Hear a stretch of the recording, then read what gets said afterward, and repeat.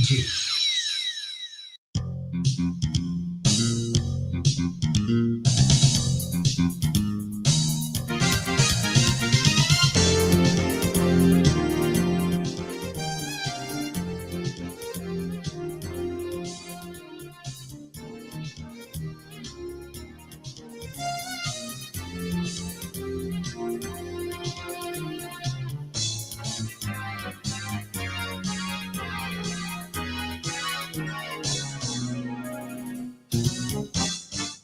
27 minutes on to 11 o'clock here in St. Vincent and the Grenadines. You're locked on to WEFM 99.9, the clean, fresh sound, and this is your Issue Time program. Remember, Issue Time is an interactive program, so the numbers to call are 457-9997 if you're calling from a local landline, 532-9997 if you're calling from a digital cell phone, or you can call us or send us a message on WhatsApp at 457-9997. The Issue Time program is being hosted by Mr. Cecil Ryan, Mr. Philbert John, Mr. Fitz Huggins, and Mr. Joel Providence. Good morning to you, Cecil. Good morning to you, Karen. Sorry about that. So, good morning to Pijan. Greetings, and good to see you this morning. Likewise, Fitz, and also Joel, who has stepped out. And he'll be back shortly. And I want to greet all the folks who are listening to us this morning, wherever you are. Greetings to you and welcome to another Issue at Hand program. As you know, Issue at Hand is a premier talk show program in St. Vincent and the Grenadines, interactive, and we invite all who are listening to us and those who hear about us to give us a call, interact with us. It may not be the topic you would want to agree with us on, but we would engage anyway. We just want to engage you and discuss pertinent issues of concern, issues of interest, issues to do with the development of St. Vincent and the Grenadines. Of course, we're in the season, and you know what that season is. And this morning we'll be focusing on aspects of that season this morning. Pijan, you want to greet our listeners? St. Vincent and the Grenadines, and to all persons listening to WEFM wherever you are. It's good to be back and we engage you in another edition of Issue at Hand. As Cecil said, this season is upon us, and I think that might take up most of our attention. I want to wish you all the best. Joel? Yeah, thank you very much, Pijan, Cecil, Fitz, Kiran. Good morning, St. Vincent and the Grenadines. I felt tired this morning. Lots of reading and other stuff to do and so on. But that sense of fatigue in no way compromised my zeal to be here on this program this morning. So I am here because I really wanted to be here to participate, to listen, and to share my views on the topic of the day, as well as to speak on other issues that possibly want to raise. So I'm glad to be here. Mm-hmm. I'm sure our friend and colleague and comrade Fitz Huggins is no less glad to be here. Fitz? And no less tired than you. It sounds so in your voice, is it? No, man, I'm all refreshed and always ready to come and share the stage with you, with the team in studio. And I want to say a special good morning to our listeners in the diaspora in particular, and our listeners in St. Vincent and the Grenadines and throughout the Caribbean. I'm sure we may have quite a lot of listeners in Trinidad this morning because we have this special affinity with Trinidadans over in recent times. So again, good morning. I look forward to the discussion. Yeah, it's a good morning. A bit of rain, but that's all right. We welcome the rain and to cool down the heat. I mean, Joel, you said you were busy for the last few days. Yeah, you seem to be attending all the activities. Not all, but some, some of them. Some. But I have family here in St. Vincent. Okay. Now persons who would have interacted with Fitz quite a bit in the Toronto area for the last umpteen years. Come on, man, you need to connect me, man. What's wrong? Yeah. So keep them away from me, Joel. No, so they actually returning to Toronto tomorrow, and they came by and large for the funeral of our cousin Dr. Tim Providence. And Okay, so on. okay. So we're here. If you could allow me just to, it's a non. Just to say, I hope they had good things to say about me. Now I'm stopping you, man. Well, at least they didn't say bad things. No, I have always, I interact with them almost every day anyhow, when they're up there. And I've never heard a single bad thing about Fitz Huggins. You're diplomat, you know, Joe. No. Not that generally positive. They're always positive about things being done and so on. Regardless of what diplomat, I just try to like the place. I just want to show you, regardless of diplomatic, Joel. Well, he says he wasn't being diplomatic, but I guess regardless, truth is truth. Yeah, so I think that's what just to lighten the mood a little bit, you know, as we anticipate the calls coming in. Mm-hmm. Yeah, Joel. Yes, I wanted to start off by just saying something which is not. It is topical. It's of the moment. But Joel, before you do that, you know, I want to shout out some people before you start, because once we start, we're not going to come back. I don't think. Okay. So okay. And you guys may want to shout out people, I don't know, but I just want to shout out folks because we haven't done that for a long time. Folks all over the country, of course, and all the folks who are listening to us this morning, but especially I want to shout out a few people. We haven't heard from them in a long time, and we have heard about them in a long time, like Brother Bristol out in Overland. We have to give him a shout out. Then you have Brother Mason, I want to give him a shout out. Miss Harold, good morning to all of you.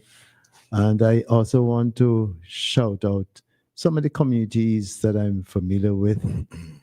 Certainly communities in my area of the woods, my birth area of the woods, like South Union, Reeves Level, Cedars, of course. Hail up to the folks in the up Cedars. And I want to give a special hail up to Mrs. Glasgow, who I think is listening right now, and her sister. Greetings to both of you, and I hope you all are doing well this morning. Also want to shout out the folks in Bridgetown and Top Hill and Massey. Good morning to all of you this morning. Folks in Bible, greetings and welcome to the program. Jeffrey, good morning to you and welcome to the program this morning. We're happy to have you on board. Give a shout out also to folks in Simon, my good friend, and who is listening to you know. Esau, greetings to you and welcome to the program. And Iwan, I think you're back in the country. Greetings to you, and I hope you're doing well. Hope you got over your cold. I want to give a shout out also to the folks in Argyle and Mount Pleasant and Calder Ridge, Victoria Village. Greetings to you and welcome to our program this morning. Also shout out to folks in Argyle, at Mr. Argyle, good morning. And to Proven Vale, good morning to you. Welcome to our program.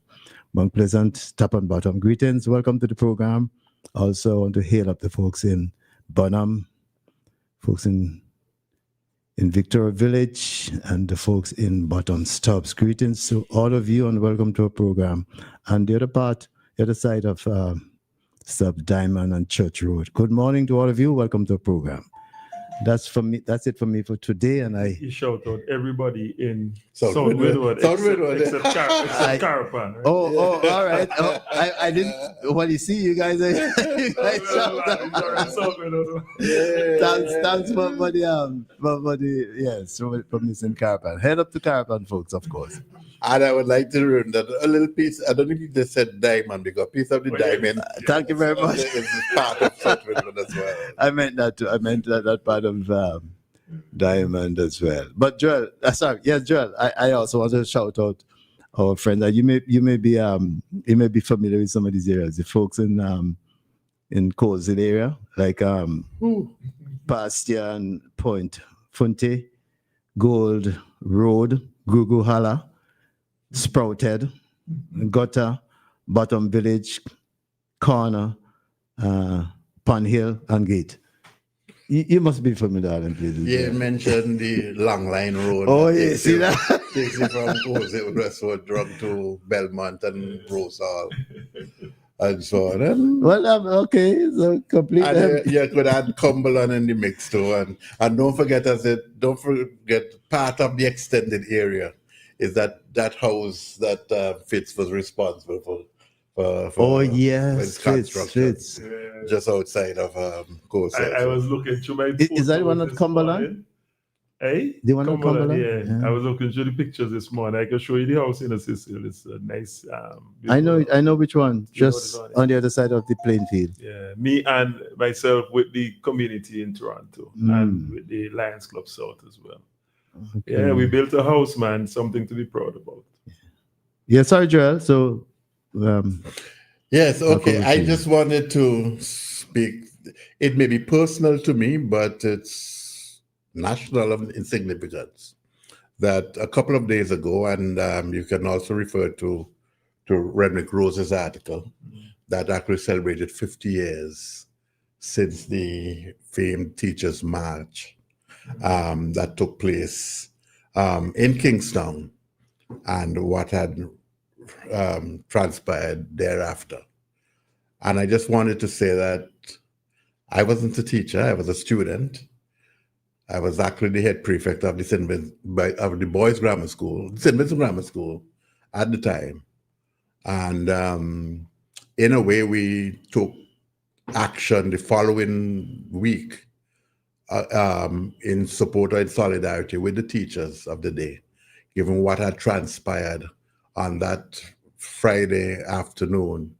I think it was the 14th, and in Kingston on Back Street. And a lot of things happened that impacted and changed my life thereafter. But it's 50 years, and just wanted to remind that persons that the strike took place against the government of the day.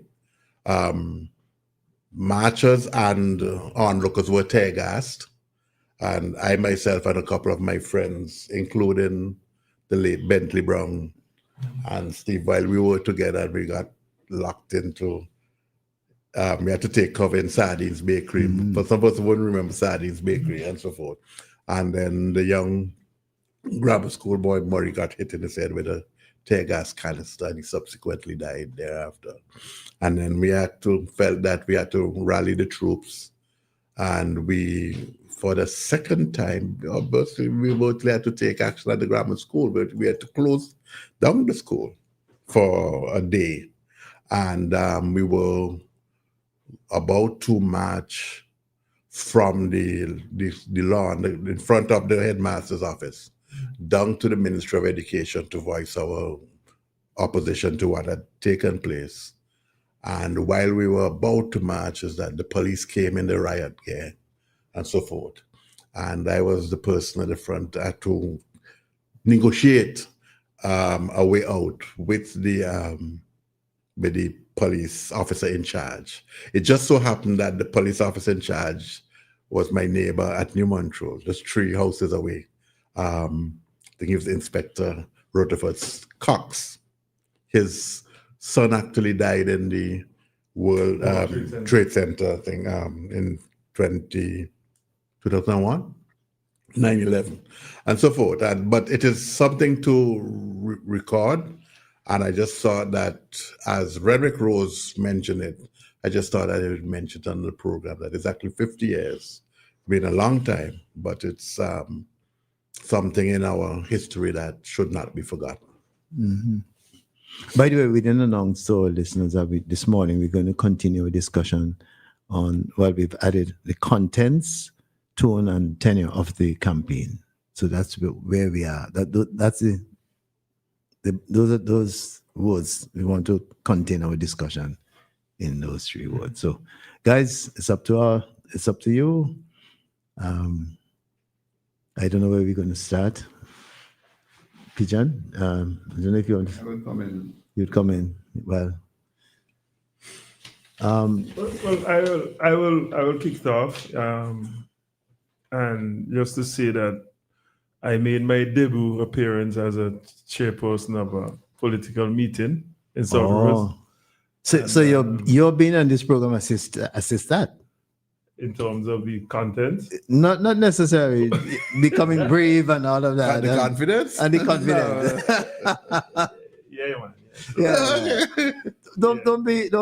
It has assisted a lot of people. I'm saying up front that I chaired a meeting for Yeah. the Labour Party in South Rivers. It was my debut appearance, and if I'm to judge myself, I think it went pretty well. Okay.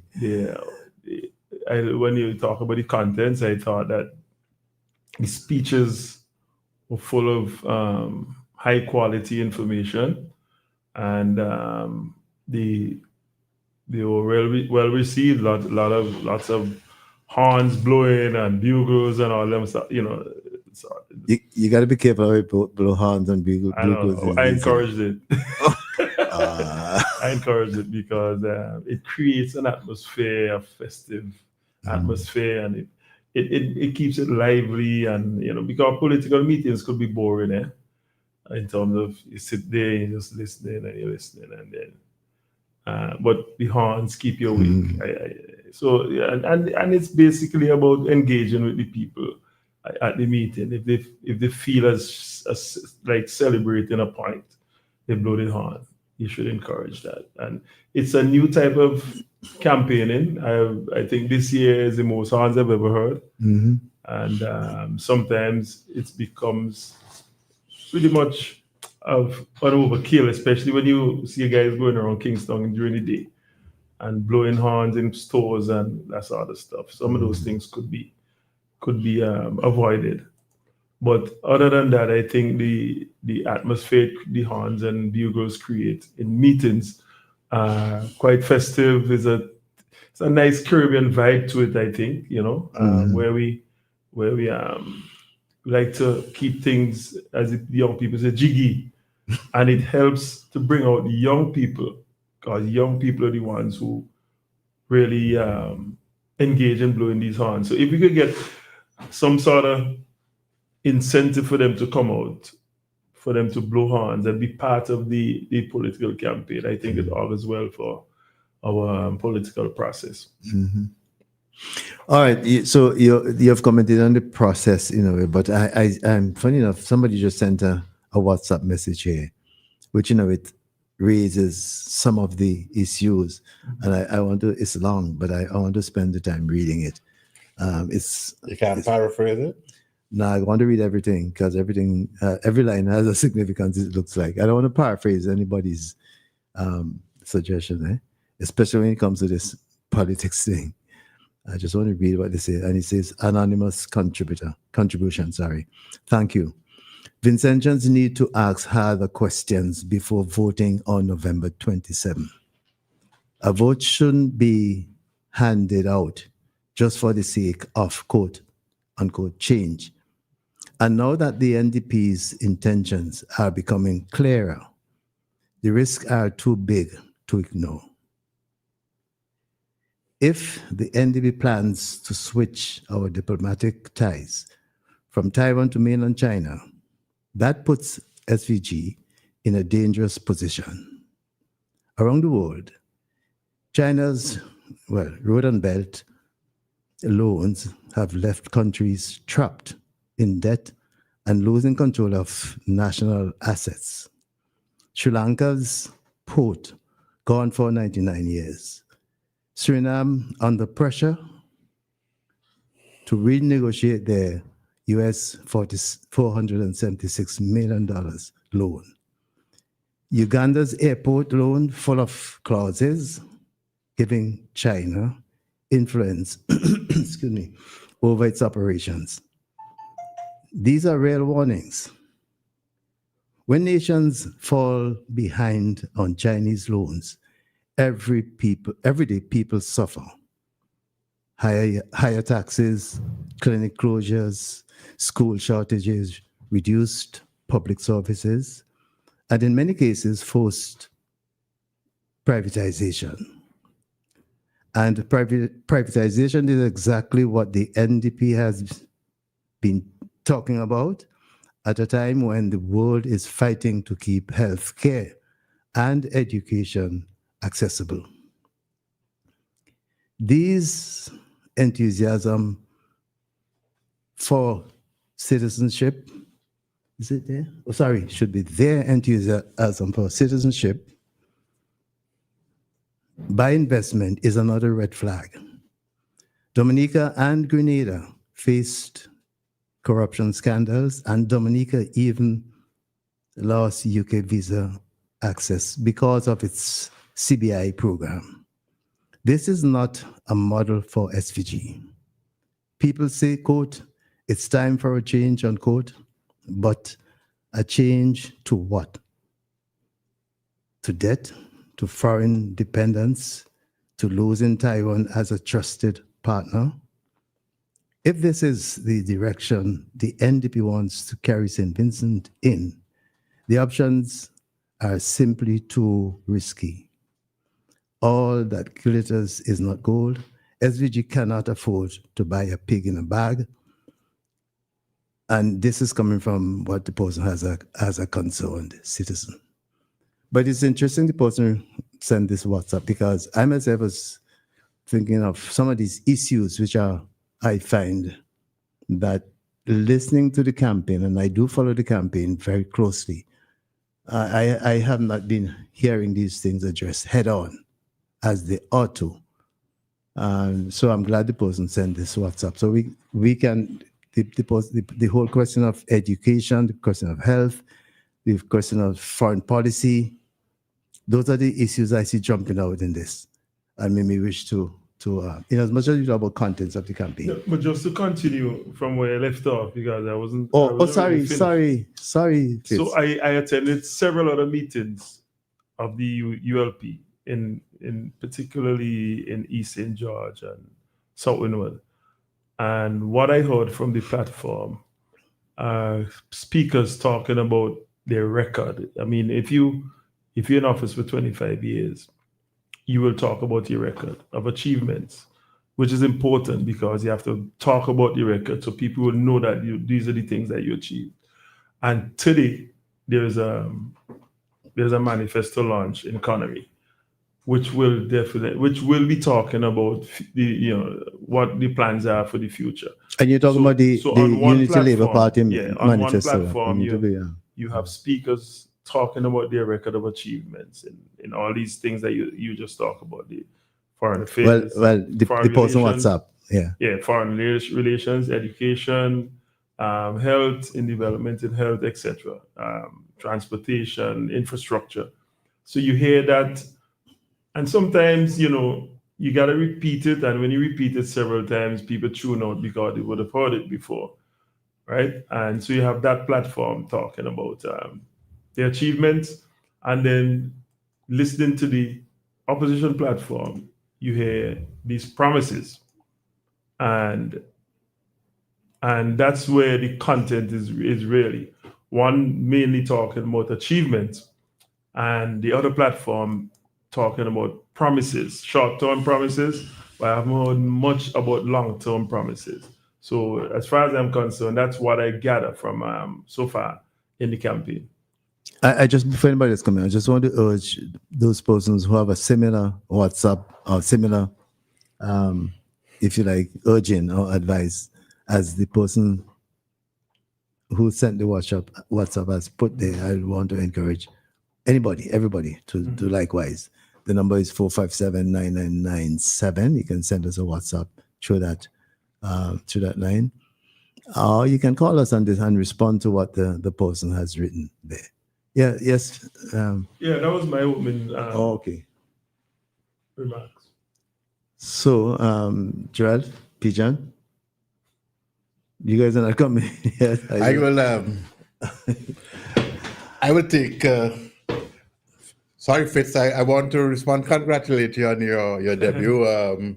Your opening bats. Your opening innings. However, I would rather respond, Cecil, to some of the contents of the email that you got. But I need to respond to the email before. I see that. Okay, go ahead. Go ahead. No, it's all right. You're going to respond because maybe the person may wish to consider a response as well to the email, because the email is basically from highlighting one side of the debate. But you may wish to. The person's gone anyway for now. The person will come back. Don't worry. He's a person who comes in. Yes, he'll come back. He's coming back too soon. I see him there again. Just hold on until Joel has given his reaction. Yeah. Yes. First of all, there are many persons and many governments and many progressive governments who appreciate the role of the People's Republic of China and the role that it plays in the world. Progressive governments in this region and around the world. And the contribution of the People's Republic of China in reducing or ensuring that the world does not remain a unipolar world controlled by one force, one dominant force in this hemisphere and beyond. Even though that, and we can discuss later on as to what is happening in Trinidad and in Venezuela and so forth. But the role of the People's Republic of China is critical to ensuring that there's a balance in the world and that third world countries can get a chance at development. It ain't happening otherwise. The Belt and Road Initiative has played a pivotal role in the development of Africa and so forth, in the development of Latin America, and the approach particularly developing infrastructure, the ports and other infrastructures are very critical. In the Caribbean, we know what's happening from Antigua, Barbados, Jamaica, and others throughout Guyana and so on, that the People's Republic have played a critical role as well. So I will not throw cold water on the People's Republic of China and what their contribution is or could be to St. Vincent and the Grenadines. This is not by any means saying throwing cold water on what Taiwan and its contribution in the last 40-something years to St. Vincent and Grenadines. What I just wanted to say as the author of the thing said that it's focused on the debt and the debt conditionality and so on. I don't know all the details of the engagement, the arrangements, the agreements between PRC and some of the African countries, Jamaica and so forth. But the good thing about it is that these countries have had a choice and they have opted a particular way. We will always have a choice, except now that the choice is not open to us because of the fact that of our association with Taiwan. And we know how that goes already. But I'm saying at the same time, I'm not saying advocating that we should move from Taiwan. I'm not advocating one way or the other. I'm just saying that we need to recognize that the PRC is not necessarily the devil that is creating hardships for third world countries, that the PRC is playing an important and pivotal role in the development of these countries such as ours. In terms of the debt, I don't know what the loan arrangement and the conditionalities are generally, and someone can educate me. But by and large, we have loans with the World Bank, we have loans with Taiwan of significant size and structure. We know as well what comments have been made in terms of the commitment to Taiwan and so forth. So I just want to say, just balance things in the end. If you say, well, okay, let us stay where we are a better place where we are. But I would say, urge persons, try and rationalize things, balance things out, and then come to a conclusion.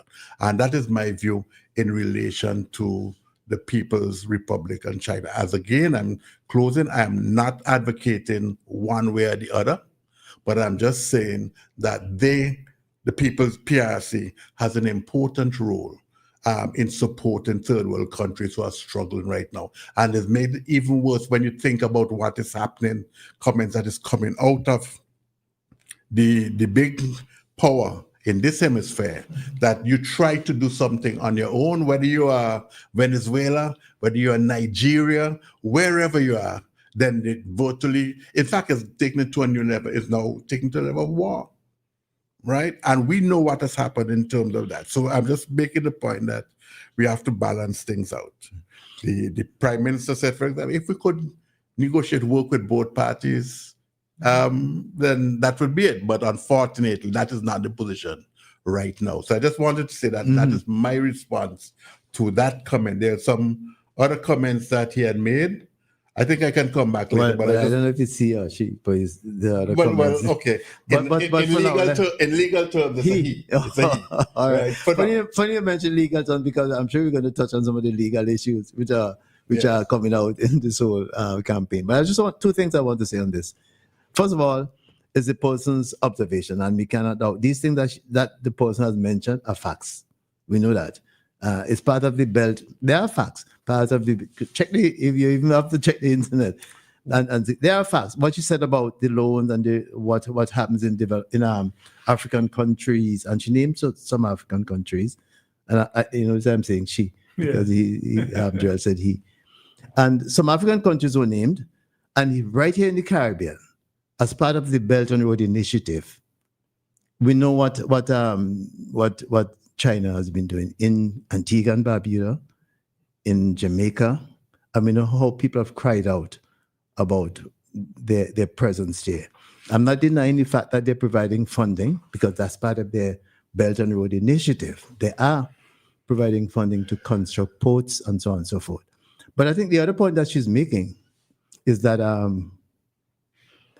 we're not hearing the other side of the debate from the NDP. I would like to hear greater analysis in terms of how they're viewing these things.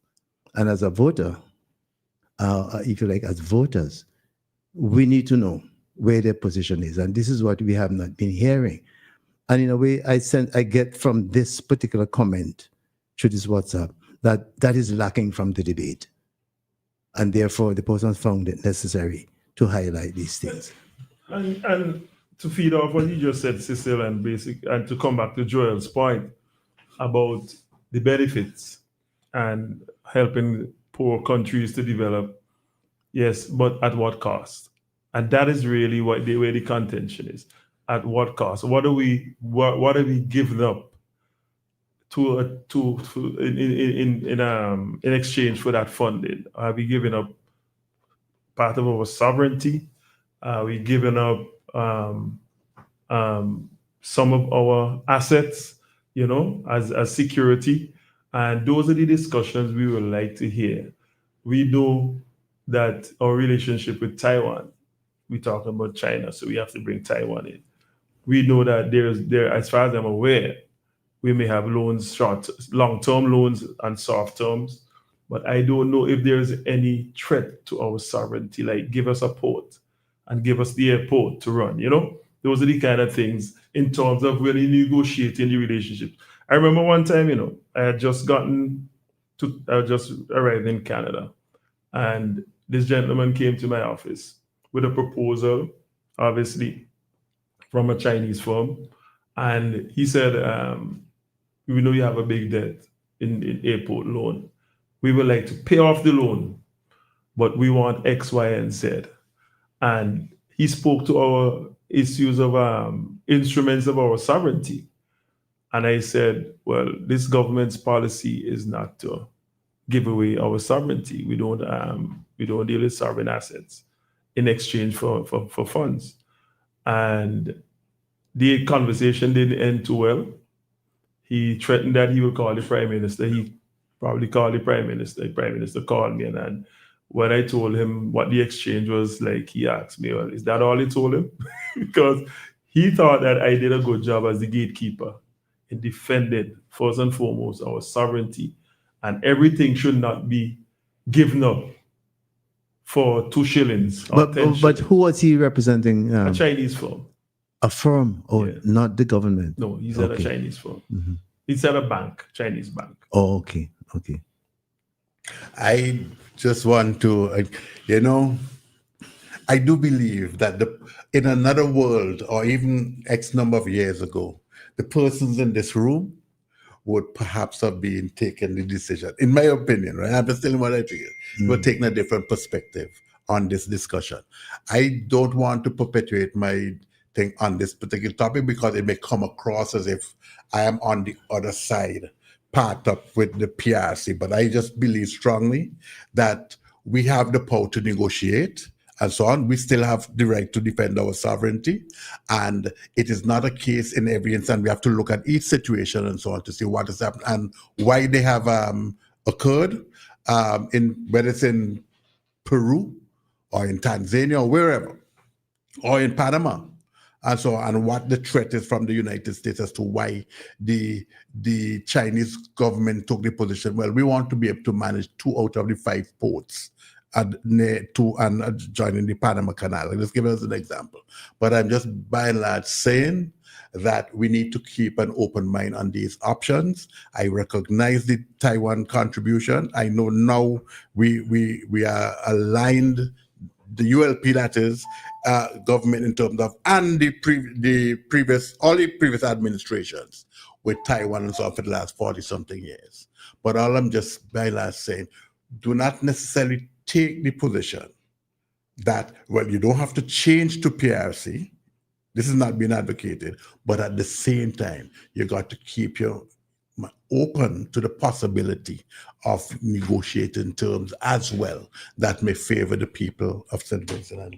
Except Hold on, let me come in. Can I? Yeah. Because Gerald mentioned something that I want to respond to. He said years ago, some of us, or those of us in this room, would have responded differently. For sure, for me, Cecil Ryan, years ago, especially when I was a student at York University. Those are the years when we met as students, as quote unquote radical students, discuss what was happening in Africa, in China. We talk about socialist kind of orientation and so on. I thought it was sympathetic to those kinds of ideas, and I'm still, to a large extent, largely. But my own formation was influenced by socialist way of thinking, and I listened and all the arguments. People were supportive of China's approach. But what we are seeing now today is new information. And certainly for me, when I get new information, I examine and I review and revise, put my own position. Not my fundamental belief, but my new information caused me to look at situations differently. And when I put that against the background of what countries have done historically in terms of colonial people, where they went in and suppressed people and so on and so forth. My views on those things have not changed, and I understand very clearly what the Belt and Road Initiative is all about. I see the experience of countries in Africa, in South America, and even here in the Caribbean. I can't endorse those, but it raises those kind of concerns to me, those kind of flags. And in as much as this person who sent this WhatsApp message, we need to hear, and we've been saying here in this throughout the campaign, we need to hear how the NDP likewise would respond. We know how the government will respond. We know how the ULP, have been responding. We need to know what their own understanding of these ideas are and how they're going to respond. We need to know. We have a right as voters. And that is why I'm not knocking the person's WhatsApp message. I think there's material there for us to look at. And I think that's where I'm going from. I don't want to, because the person is basically stating things which I know are facts in terms of what China has done or is doing within the context of the Road and Belt Initiative. So, we can't deny those things. Those are facts. And as I said, I, for one, I have fundamental beliefs in terms of how people live, how they conduct their lives and so on. And I don't change those fundamental beliefs. I revise and I review based on new information, but I don't change those beliefs at all. Here's my difficulty, Joel. The NDP recently has aligned itself with the center-right movement. It was said. They said that. They said that. Yeah. Yeah, I know they said that. I am center. With this party is center-right. So that's a position. China is communist far left, right? And so you don't have a philosophical parity both people on two different parts of the spectrum, center right, far left. And that is where we need to understand, is this going to be a transactional relationship, or is it a philosophical relationship? Is ideas, would our ideas contend, or is just a matter of, you give me this, I take that? And that is where I would like to see the discussion go. We know our relationship with Taiwan has been about 40, how many years? 42 years, thereabout? 1981. 81, 44 years. And we have built a relationship. Taiwan is a democratic country, right? And so we have that connection of practicing democracy and so on. And so and we have built a relationship of trust over those years. Mind you, we as you quite rightly said, if China would allow us to have a relationship with them, at the same time have a relationship with Taiwan, I'm sure we're open for the discussion. But as presently, that discussion can't take place because that situation does not exist with China, would allow us to have a discussion with them while we still have a relationship with Taiwan. Guys, I just want to remind you all that we're doing what the NDP should be doing, really. Yeah. They should be countering what this person has written. Yeah. Or say, give their I ain't position. countering what the post written. Now you agree with them? No, what I'm no, When you say we, you're talking about yourself and Fitz. doing what? Who's the we? Doing what? No, you said we are doing what the NDP should have been. We are doing. discussing. The discussion in the discussion. Oh, the topic. discussion. The discussion, not necessarily the person. The discussion in here. So I'm saying, I still think that we haven't understood the relationship between Republic of China and Taiwan and the PRC. The PRC contends that there's only one China. And if we establish diplomatic relations, establish it with us because we are the one China. And ROC is just simply a province. We haven't gone into that discussion. What we're hearing is that if we leave China, ROC, we would lose the benefits of, for example, scholarships and other benefits that we have, soft loans and easy terms, and so on. I am not convinced we have gone into the discussion of to why the rationale for one China.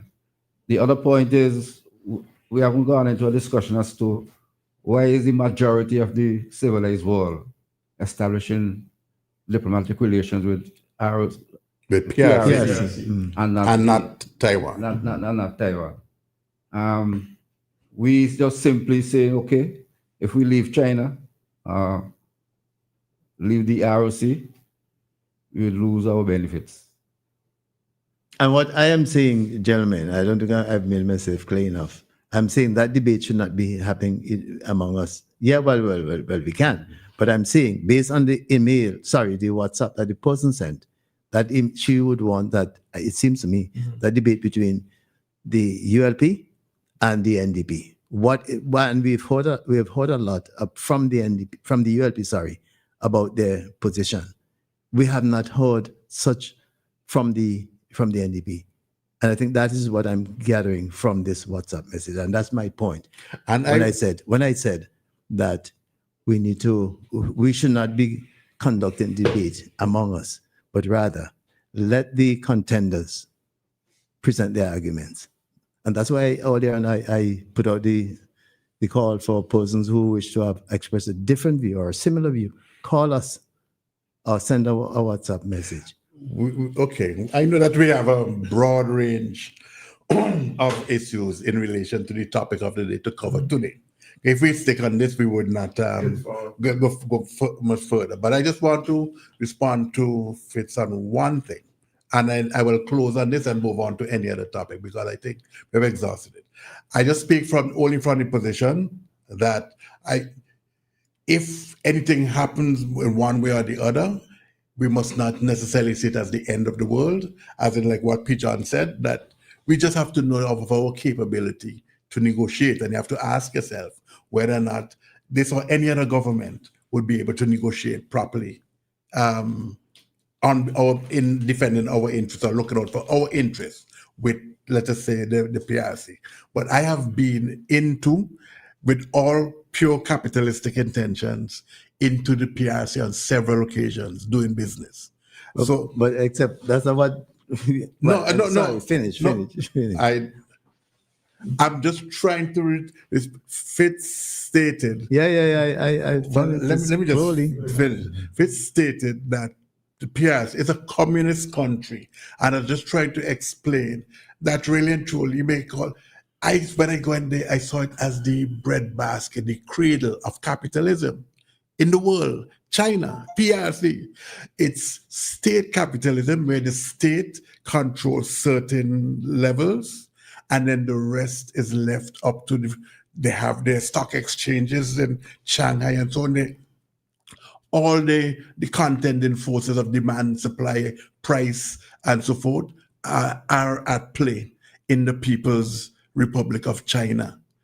As great or even greater. In fact, this morning, Joel, when you're talking about, that's when it comes down to trade and buying and selling. But when it comes to government, no, well, but at the end I understand. But gentlemen, in terms of the our discussion here, I'm trying to get across that is not up to us to be. I'm saying it for the third time. It's for the content. No, because but you raised it. You put it please. I think it don't. Let me finish. Citizens should also be discussing this. Yeah. But agree. let me finish. It's not on the program for this morning. That is not on the agenda for this morning. We're talking about the contents.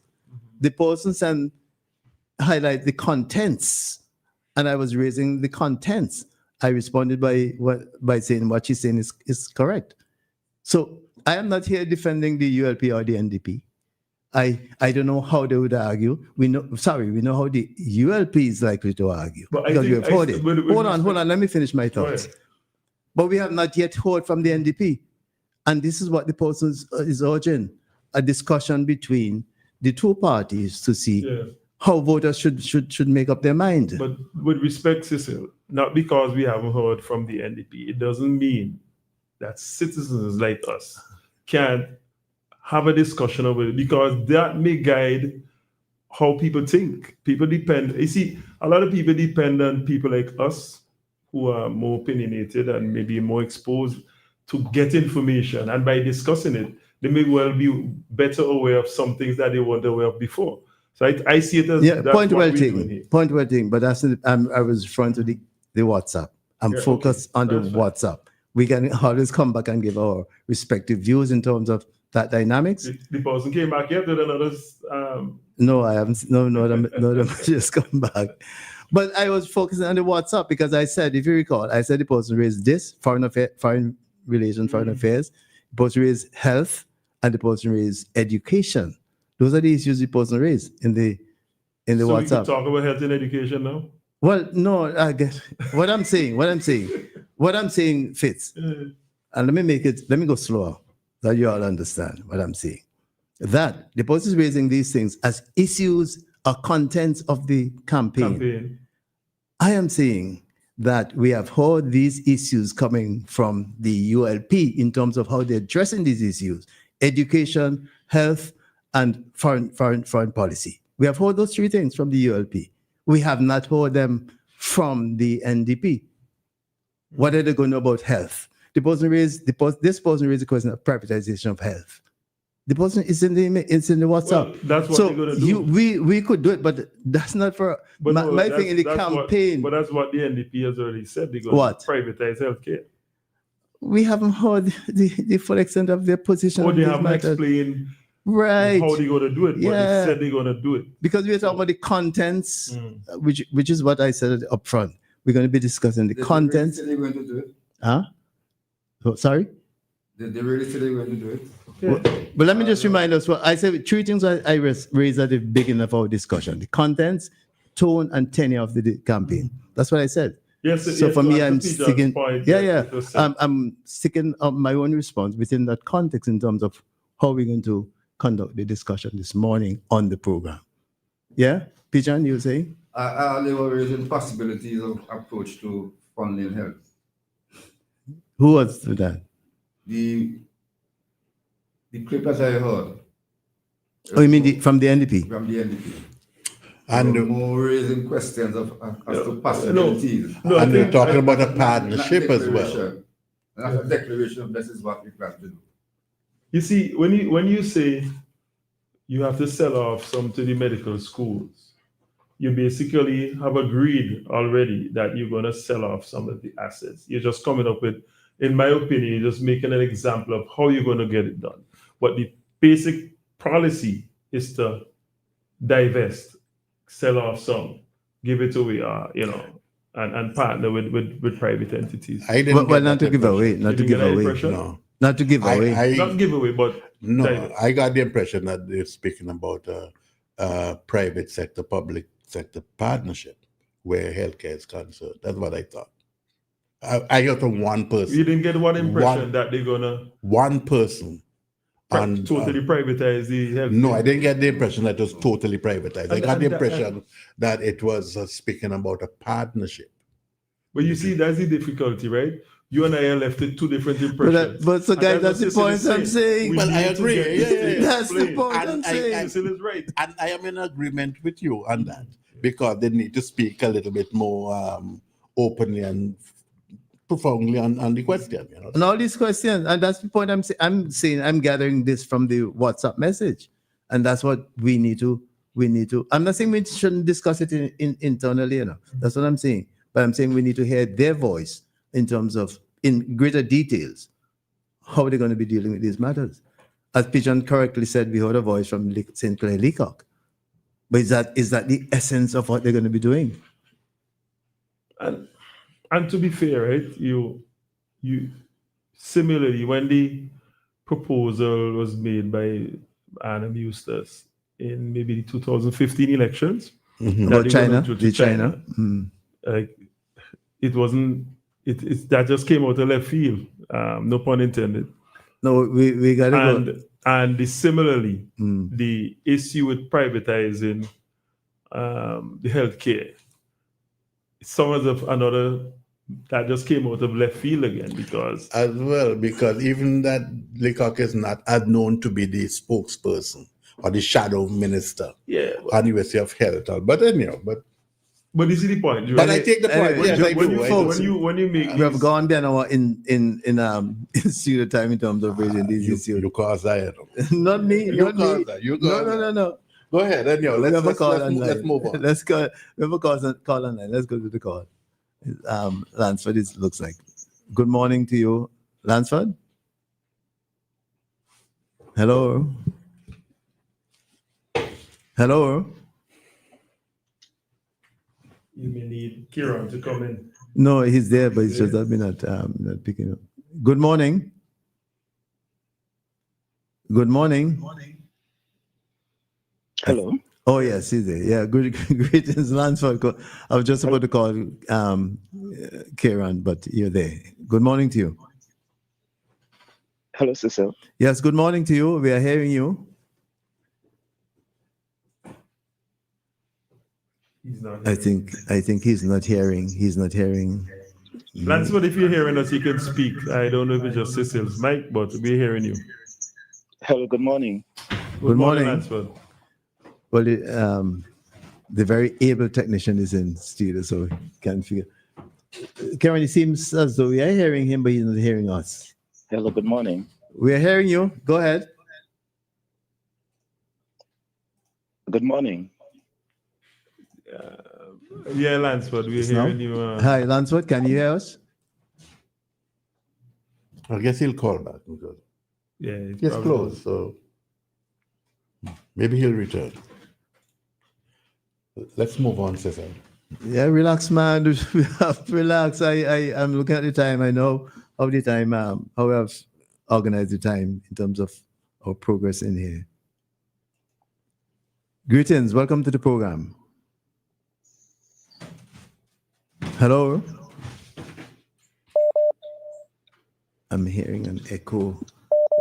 In the meantime, we could raise, if you have an issue, we could raise and we can go back. I Well, would like it's to sorted suggest that we test these lines before Yeah, we yeah, start well- every morning.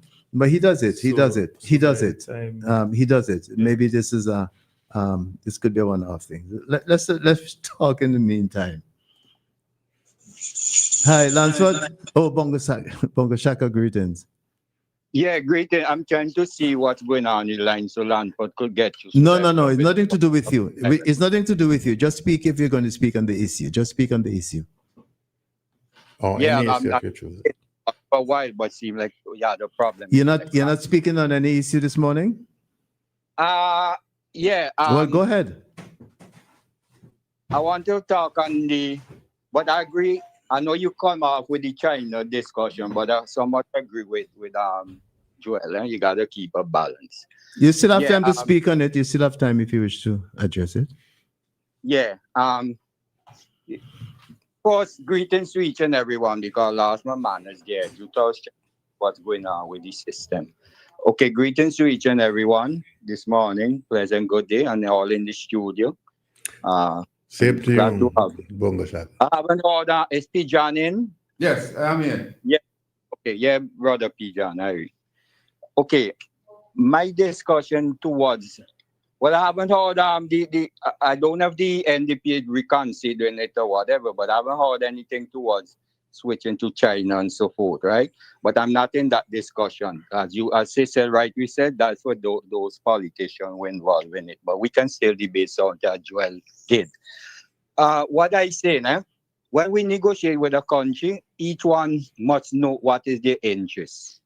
If I go to a bank for a loan, I know my interest is I want to build a home to secure my family and make sure they're well to do and everything, right? So that's the problem I think people have, and the whole deceptive thing of the Western Hemisphere news item towards China from all the that we know being communist and so. And if we check in the nitty-gritty thing, every country in this world have some kind of problem or something where we can point is evil and bad or good or whatever. Well, let's take the goodness out because as they say, when you negotiate with a country, it's not on a friend basis thing, it's interest, right? And as we know, even towards Africa, China have never colonized no country. China is a place that do not make wars. So since in 1947, the American government have been involved in over 100 covert operations where they have do regime change in many countries, which never manifest properly. Even down right here in the Central American countries, right? And even in Libya, it could cause a chaos there. And now we see Gaddafi's son is trying to revive there and teaming up with the Sahel states and so forth. So the whole big thing. But China do help people. And we know, Joel, if I go to the bank, I put up my property for loan to get some other money to maybe buy some lands, I forfeit that. The agreement in my signing is that they can take my property. So what's wrong? If China and some of these greedy leaders in the world just go and take a thing because they have interest to put money in their pocket.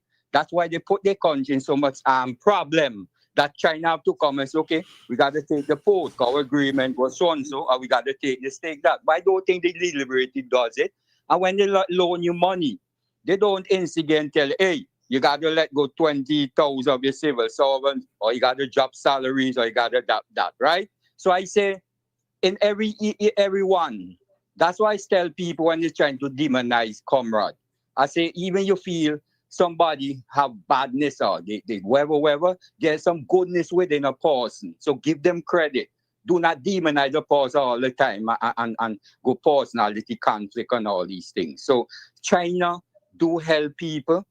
They don't go and try to destabilize country or try to bring up some rebels and arm them and plot against a government and cause chaos and because they have the interest, because they want wealth in country. China does All not right, do that. Bongo Shaka, on to the next point. Right, yeah. Okay, I'm glad you cut me there, right. I'm looking at the question of wastage is something I coin in, right? Wasted in political campaign, wasted with monies in particular. My thing is that I'm looking at those like paraphernalia and so on, right? You mean That paraphernalia? Paraphernalia. I'll get problem with all. Yeah, it's all right. but- So paraphernalia is what you say. Yeah, go ahead. Right. So what I noticed that, right, Cecil, you run in a consistency, you and Joel and I. Everybody don't know we face. We know what's our program about. We have put forward our ideas, our policy, and so forth. Why you gonna spend so much money? And I know those posts are expensive. When I look at them, Cave, I say, "Oh boy, to print. I love print one like me with my face." Right? Yeah, make the point now. Go on and make the point. Why spend so much money, you say? So, right. So and those posters, and then sometimes you put up one, two, somebody rip them down. I've seen it right by my own eyes. Okay. So I'm asking myself, why don't put the money to other resources instead of doing? Everybody don't know your face.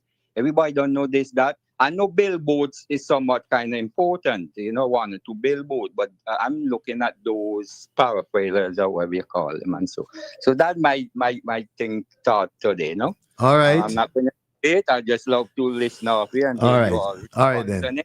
And thanks a lot. And take Joel down the kissing bridge. I tell you, no, you're lapsing. I can't take Joel down. What kind of thing you putting me in, man? You can come and take Joel. Take the fast ferry to take the fast ferry to Union, and you go on the kissing bridge. I'm doing that election, eh? All right, my friend. Take care. Have a good day. All right. Good morning. Welcome to the program. Good morning, Mr. Ryan. Good morning, Mr. Fitz. Good morning, everybody. Morning. Good morning. Good morning. I just calling to say a little thing and my opinion on China. Shaka the thing, right? The point is, when you have a negotiation with any country for loan, you make agreement. Now, I think my knowledge tell me that when the Canadian they build our port, and I think the airport. E.T. Joshua. I think if you lend somebody have money and you have agreement that if you can't pay back me money, I come and run the thing when I make back me money, I left the thing with you. I could understand China with that part. But with the part I do like with China, if they lend a piece of money, if you ain't careful, they want to bring the labor, they want to bring everybody. That's the part I do like. Okay? All right. But I think our leader, I think our country exercise their wisdom, how they deal with the situation. I like how commanders put it. Them are one civilization. When they make back up, we take. But right now, we're a village in Taiwan, eh? And Taiwan have millions of people. So I believe it was wisdom to keep a relationship with them. Right? And they pull down China. I just blame my leaders and them in them African country who taking people, buying people money and massaging the ego. So apparently, that is why China moving so. You understand? But one thing I want to say before, Mr. Ryan, looking out for after this election, political education in society. Politics is the science of art and management. Okay? All right, my friend. Thanks. Thanks for your contribution. Have a good day. Okay. I don't recall somebody was coming in, one of us. I don't recall who was, but there's another call. So let's take the call. Good afternoon. Welcome to the program. Good afternoon, sir. How are you? I'm good. And you? Yeah, I'm blessed. Thank you. All right. And my colleagues are in studio as well. Greetings to you, sir. My colleagues are here as well. Still morning. So I'm saying you Good morning. okay. Just follow. I'm just getting reading. Yeah. Yes, go I ahead. always look forward to making a contribution to this program, which I think is very good. Well, thanks for In the the Africa farm, yes. China, Yes. we already heard the Prime Minister say that he doesn't have a problem with China. The only problem that he has is that he maintained the relationship with Taiwan. So, in a sense, Taiwan not bad. Right. Another point I have to make. We have seen people following the Democratic Party. Okay? Mm-hmm. Which we know they have a large following. Yeah. Based on what you think they're following the NDP? Because the present NDP has a record. While people fall in the ULP, and the ULP campaign on their record presently. So my whole concern is why, and young people as well, they're gravitating to the Democratic Party. There's nothing wrong with that. Based on what, on the selection here. Yeah. Which I'm very, I wasn't concerned about. You need not concern, but I mean that's you know. I want to know, like, what is it? What could cause them, according to the Democratic Party, to have such a large following? Because, as I said, they don't have any record to campaign on. They just campaigning on promises. So maybe that's the thing. Maybe that's what it is. So the people are going for promises more than I don't know. I'm just saying, in terms of our conversation right now, I don't know what they're going on. But what the person from the original email, WhatsApp that I read, the person raised the question of foreign policy, and the person gave some details in terms of the Belt and Road Initiative for the Chinese, but People's Republic of China. And I was making the point that, well, the person also raised the question of health and education. And I was basically making the point that we need to hear more fully from the NDP on these three issues. That's been my response. But you're giving your own. Is looking at it from a business point of view in terms of the relationship between China and St. Vincent, if they should. From what the NDP is saying, they're looking more as a business. And I don't know. I haven't heard them say. I haven't heard them saying that, so I don't know. I haven't heard them saying that, so I don't know. No, we doesn't hear them saying that, but what they're saying, basically, we know that's what they're looking at. But the point raised in the WhatsApp, and what I'm saying, I'm agreeing with the WhatsApp. We haven't heard enough.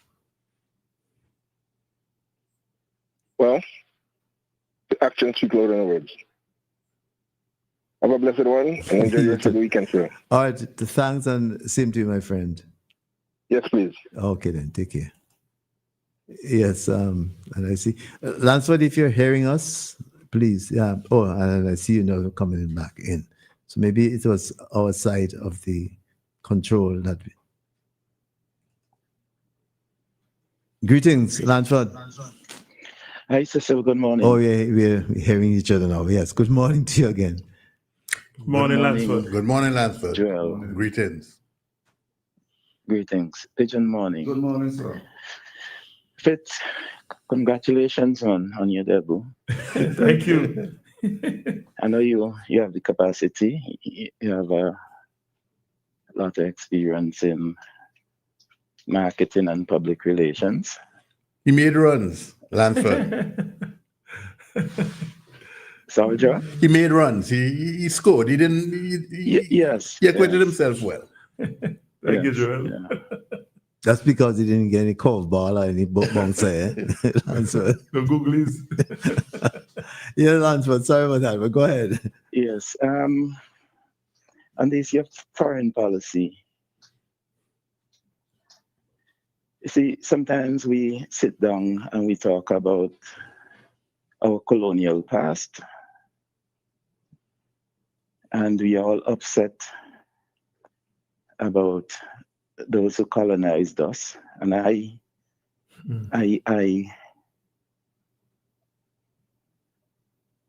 am like that too, with respect to our former colonizers. But at the same time, I insist that we must build on the things that they left for us. We must take what we meet, educate our people about what's there, and build on it, because it's only by educating our people we will know that, or we will prepare them, not to make mistakes with those who ruled us in the past. China relationship with the rest of the world, especially the third world, is, in my opinion, very hegemonistic. It's what China practice in terms of their governance and their foreign relations is state capitalism.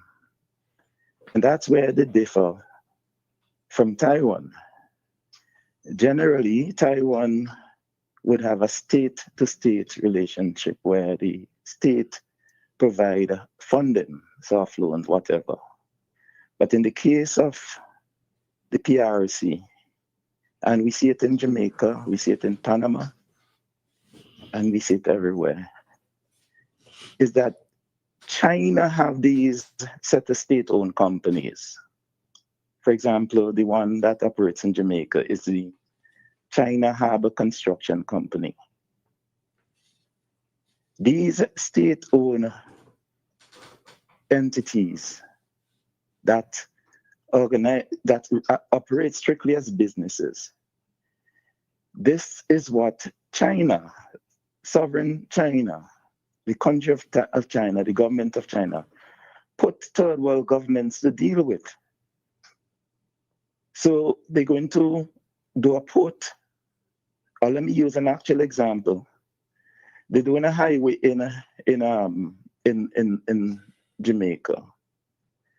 And it's not the government of China that lends money to Jamaica. It's a Chinese company that and they're not lending the money, they're actually constructing the asset and managing it.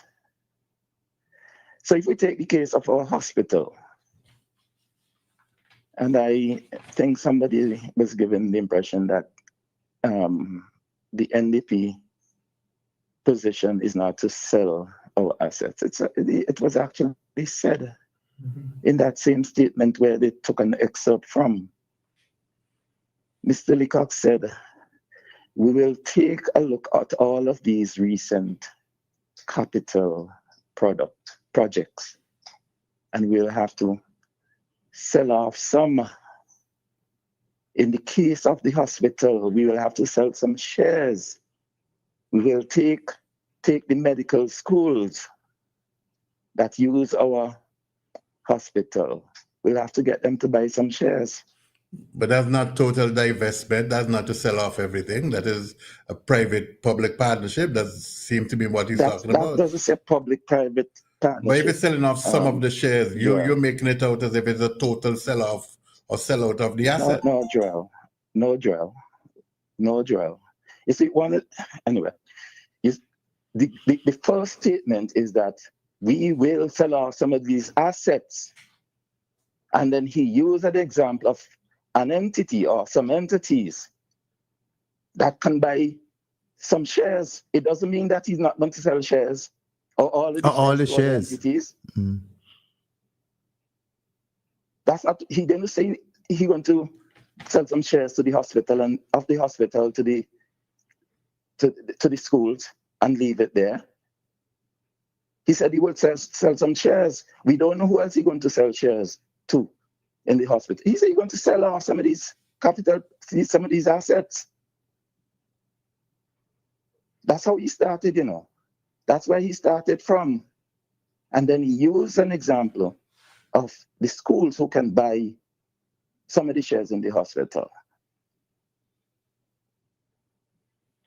So, and we have to look at our past. We have to look at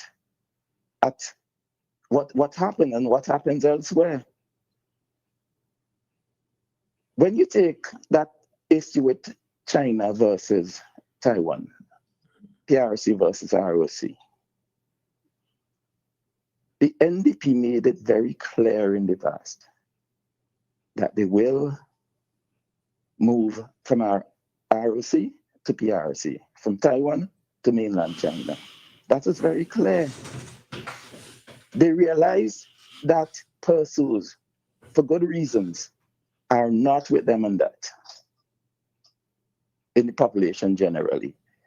And therefore, they are not speaking on it.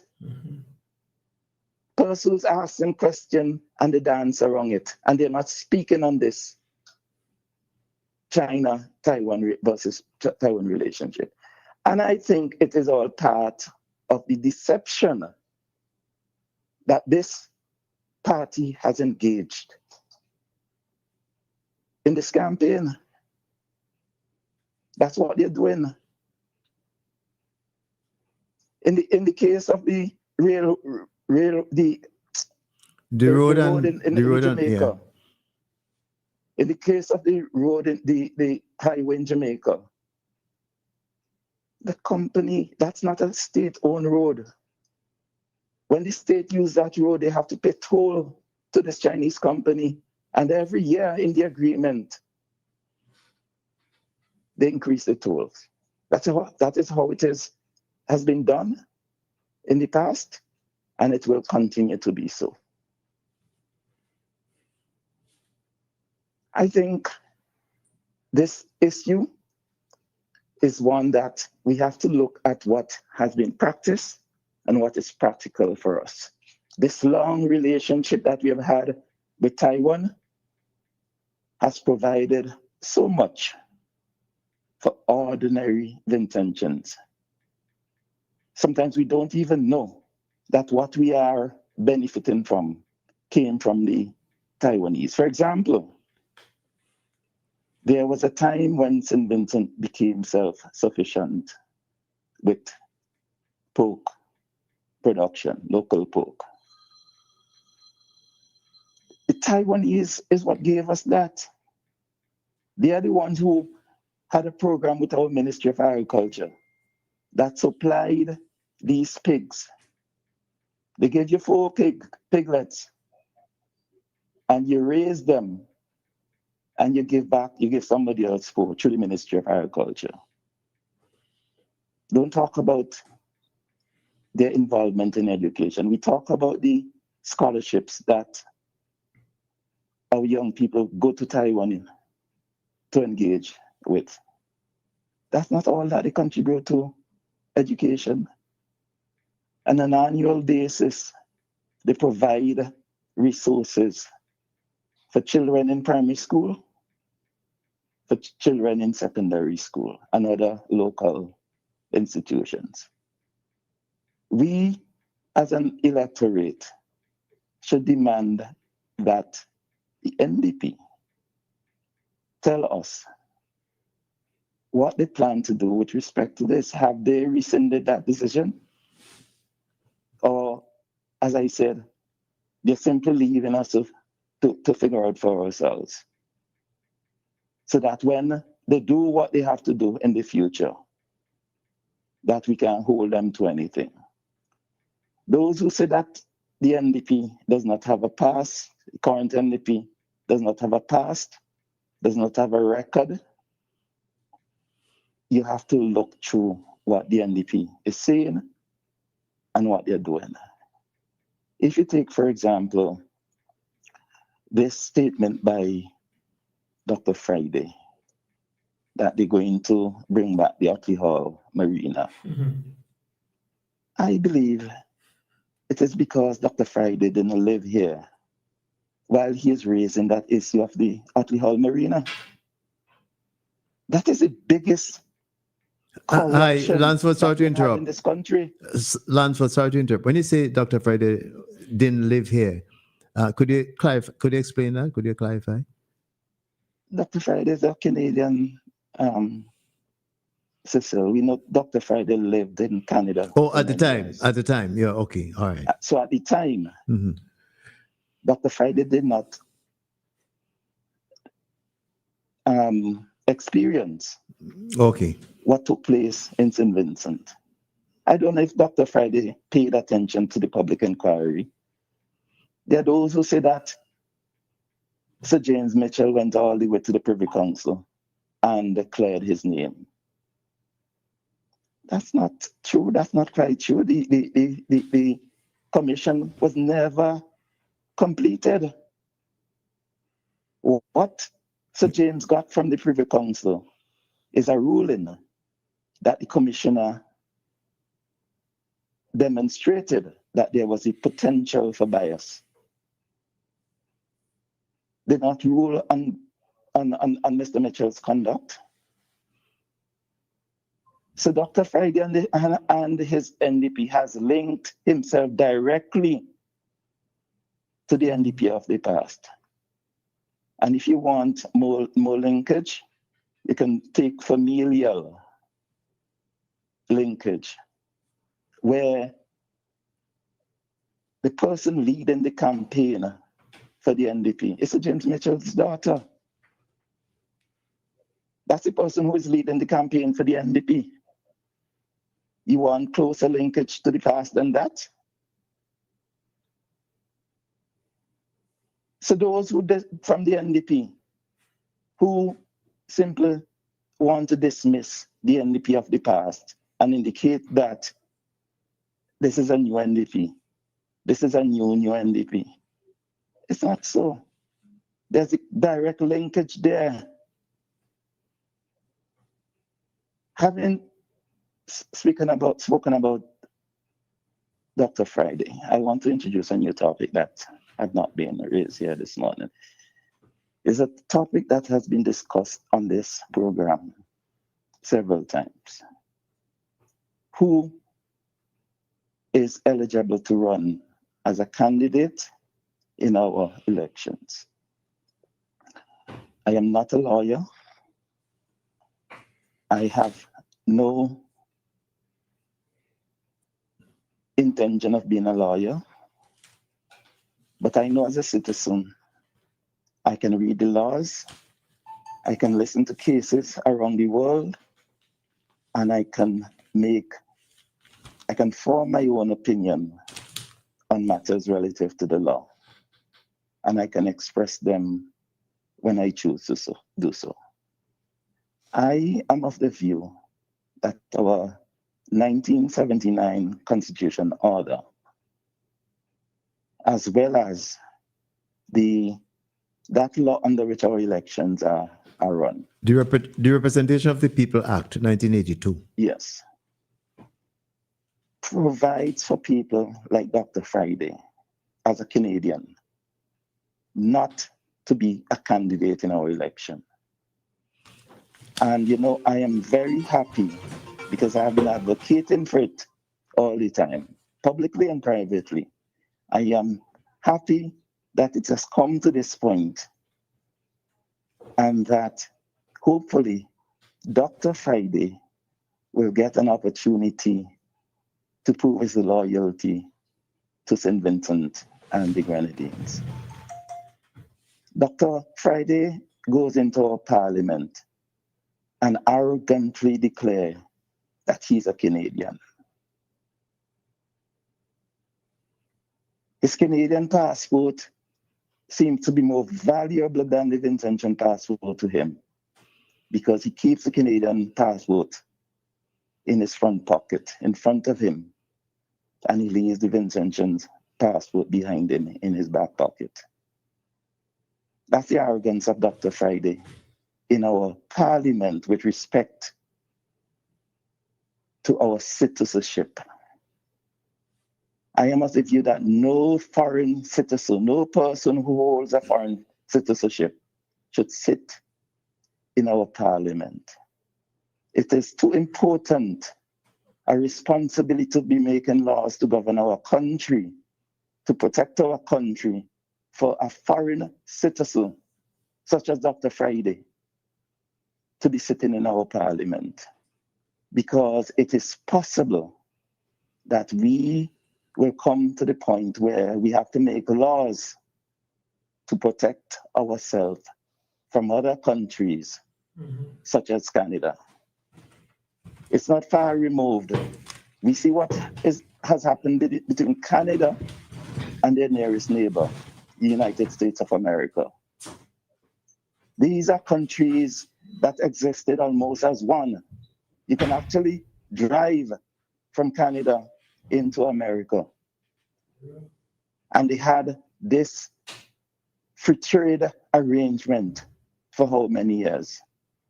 And we see what that has come to the point where the president of the United States has spoken glibly about taking Canada by force. And you're talking about President Donald Trump. Donald Trump. Mhm. He has done the same thing with Mexico. This is where we are, Lansford, So if you that- don't mind, even as you stay on the line, and if you have to raise it, can you allow me to just read the sections of the petition that was submitted to the returning officer against Dr. Friday? Go ahead, Yeah. Cecil. I just want to read the part that you refer to. It says, our objection rests on the firm factual and legal basis that Dr. Friday's nomination as aforementioned offends Section 26 of the St. Vincent and the Grenadines Constitutional Order, 1979, hereafter referred to as the Constitution, which states as follows. 1, but in the Constitution itself, it is Section 26. But here, in terms of the enumeration of this particular letter, it says 1, no person shall be qualified to be elected or appointed as a representative or senator if he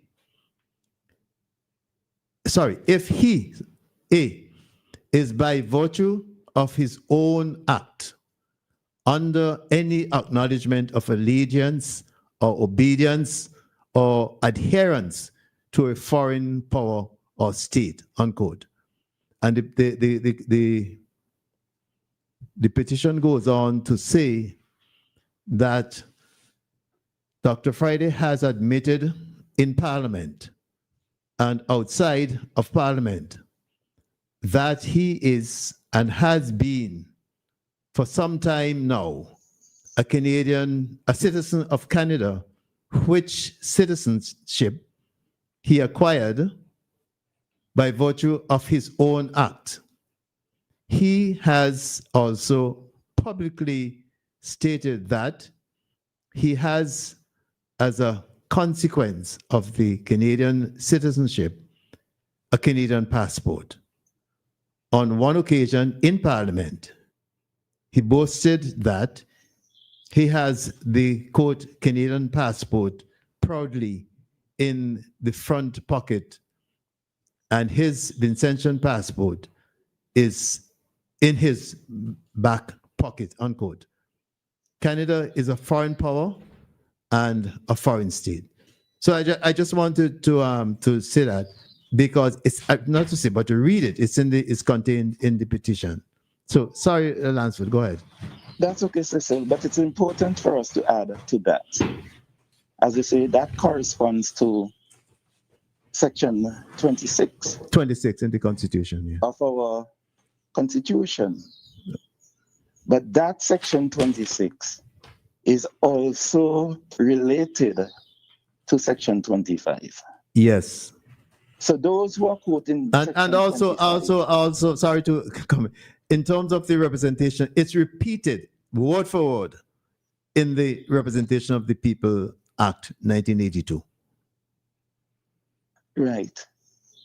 Because you see, they had to put it in an act, in a law, an act, to so that persons, citizens, would be able to use it to take action. Yeah.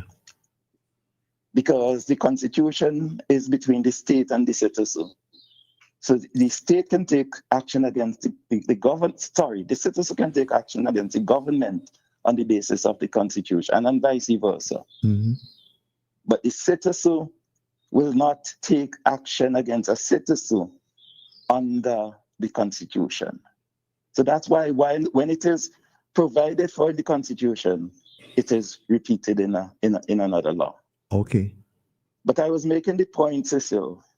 It is Section 25 and the corresponding section of the law that states that you must be a Commonwealth citizen to qualify to be a candidate in our election. But what that section says also, Cecil, is that it is subject to Section 26. Mhm. In other words, what comes in 26 actually varies what is in 25. Mhm. 26 overrule what is in 25. 26 governs what is in 25.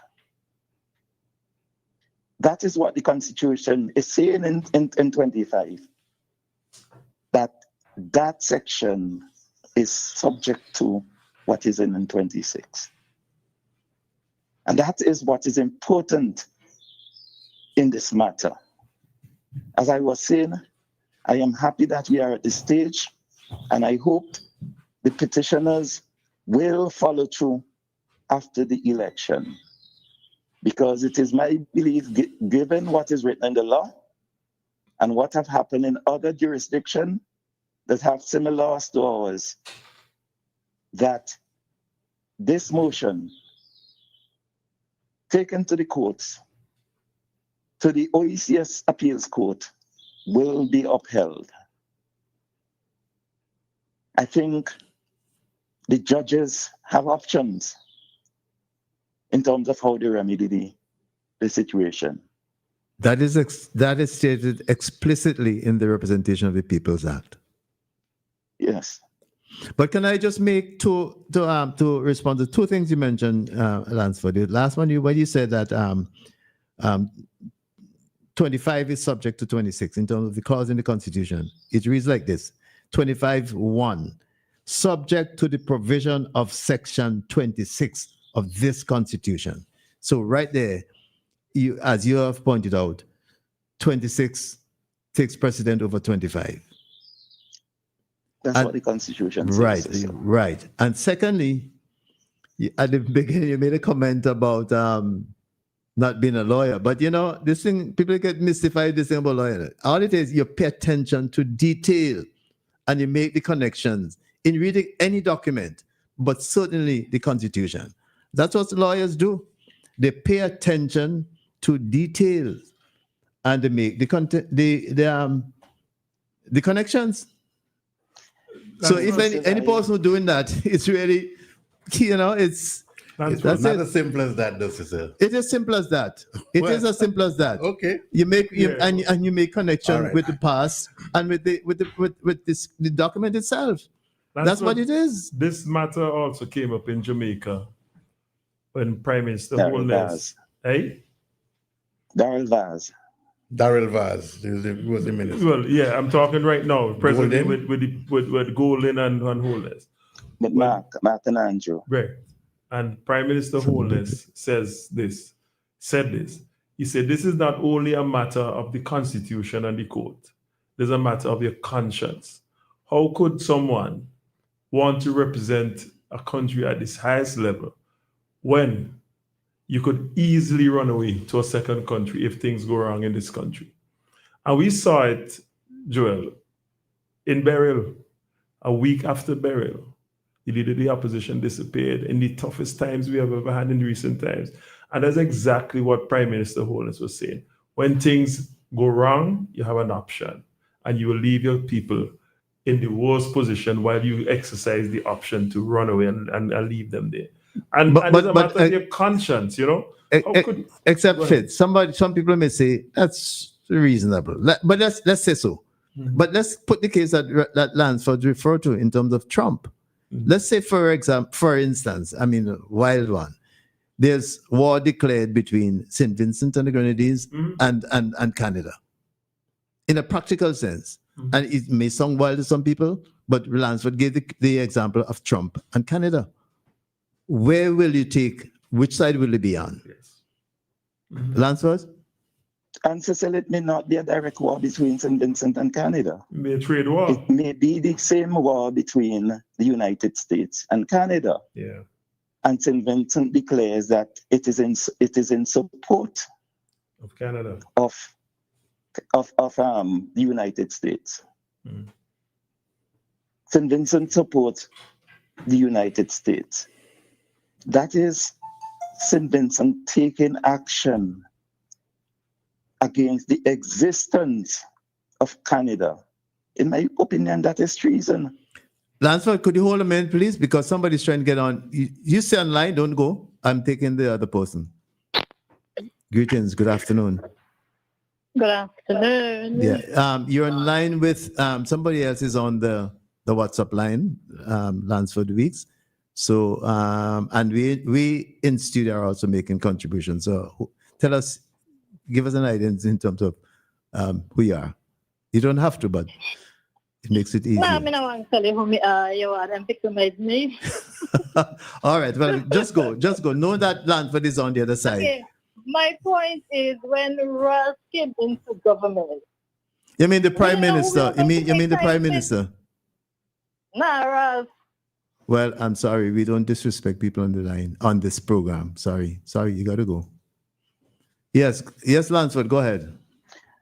Cecil, I want to go to the aftermath of the election, which I started to do. And the matter goes to courts. And let us say the judges remedy the situation by declaring the seat vacant. That's not the only option. That is one option. Now, a by-election will have to be held. And we will see then whether Dr. Godwin Friday will be willing. Lansford, sorry to could you hold it? I think the same person is calling back, and the other. Oh, you just missed her. Go ahead. Will be willing and prepared to give up his Canadian citizenship. The way Dr. Friday is proud and so arrogant about this citizenship, I don't think he will. But in addition to that... But you don't know. The time hasn't come yet. I don't know. But I base on other things, Cecil. For example, the point made by Mr. Huggins a short while ago, when the people in the Grenadines or in their darkest moments after the passage of Daryl, Dr. Friday spent a whole month in Canada. Doing what? He has never said to us publicly what he was doing in Canada. My assumption is Dr. Friday was in Canada looking after his personal business while the folks in the southern Grenadines, in the northern Grenadines, in the rest of St. Vincent and the Grenadines was suffering from the damage caused by Daryl. Well, possibly, but he has not revealed that to us. So, we have to be, what you're saying is perhaps it was the case, but he has not said that. What he was doing in Canada. It is my opinion. Okay, all right, it's your opinion. It is my opinion that Dr. Friday turned 65 recently. Okay. It is my opinion that Dr. Friday turned. I mean, this is a fact that can be verified, and I am prepared to give way.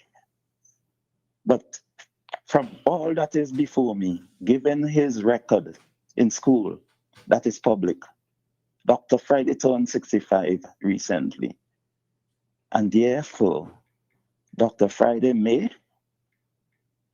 have been in Canada sorting out his pension arrangements.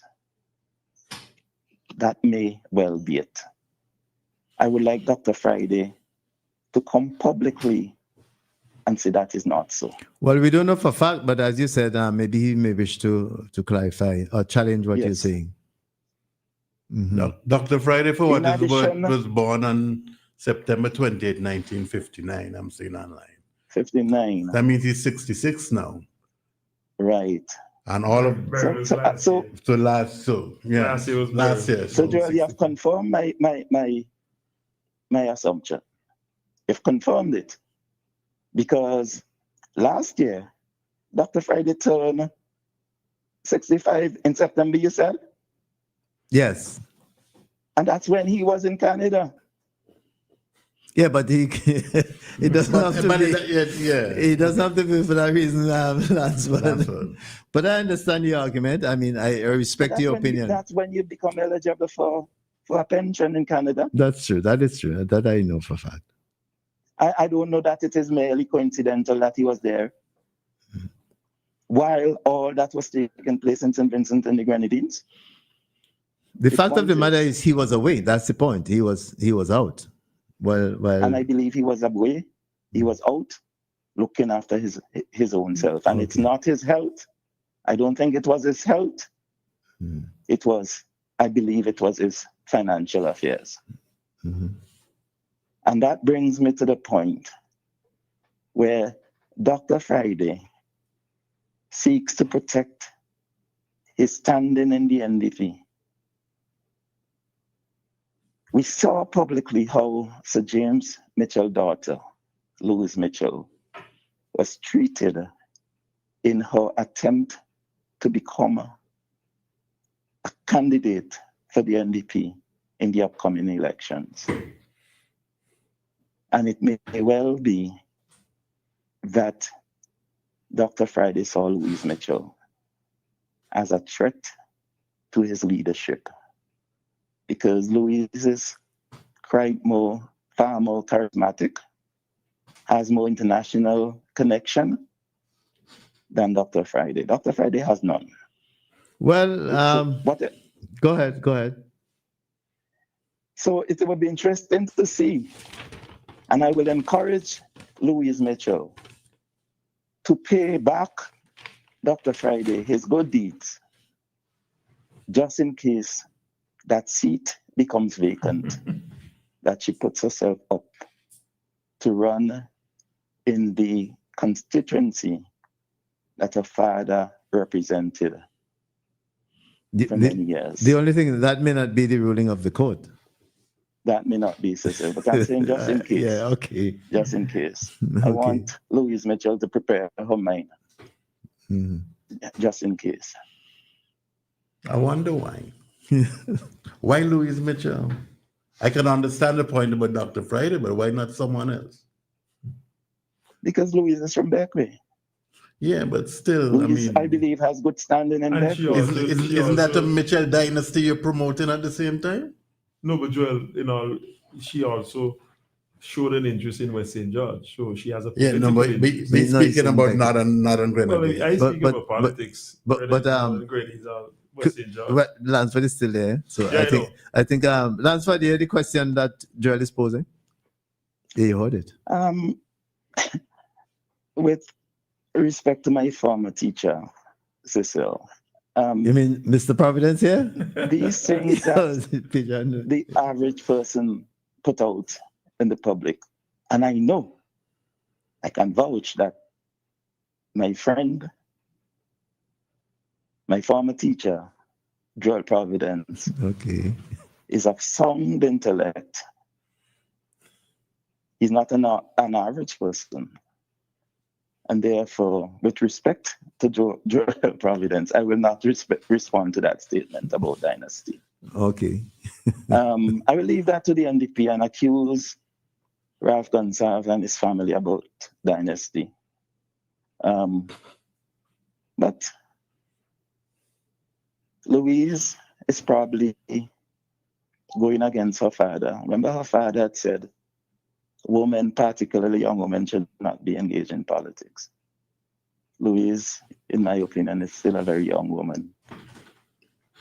But I would like to see Louise repay Dr. Friday and his supporters in the party the good deed that they have done to her. Mm-hmm.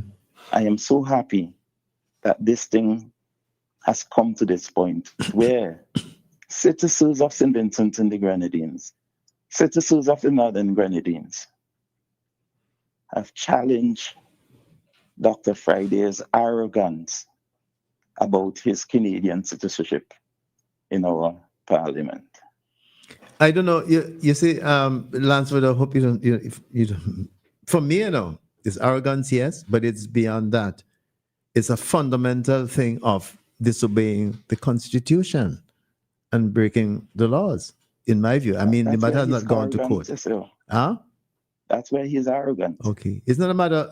I mean, I'm not presuming what the court is going to do. About it in our parliament. Yeah, but it's stated clearly in the Constitution and in the Representation of the People Act, 1982, and also on the document that they signed, the nomination document, say that they should declare that they have no other allegiance.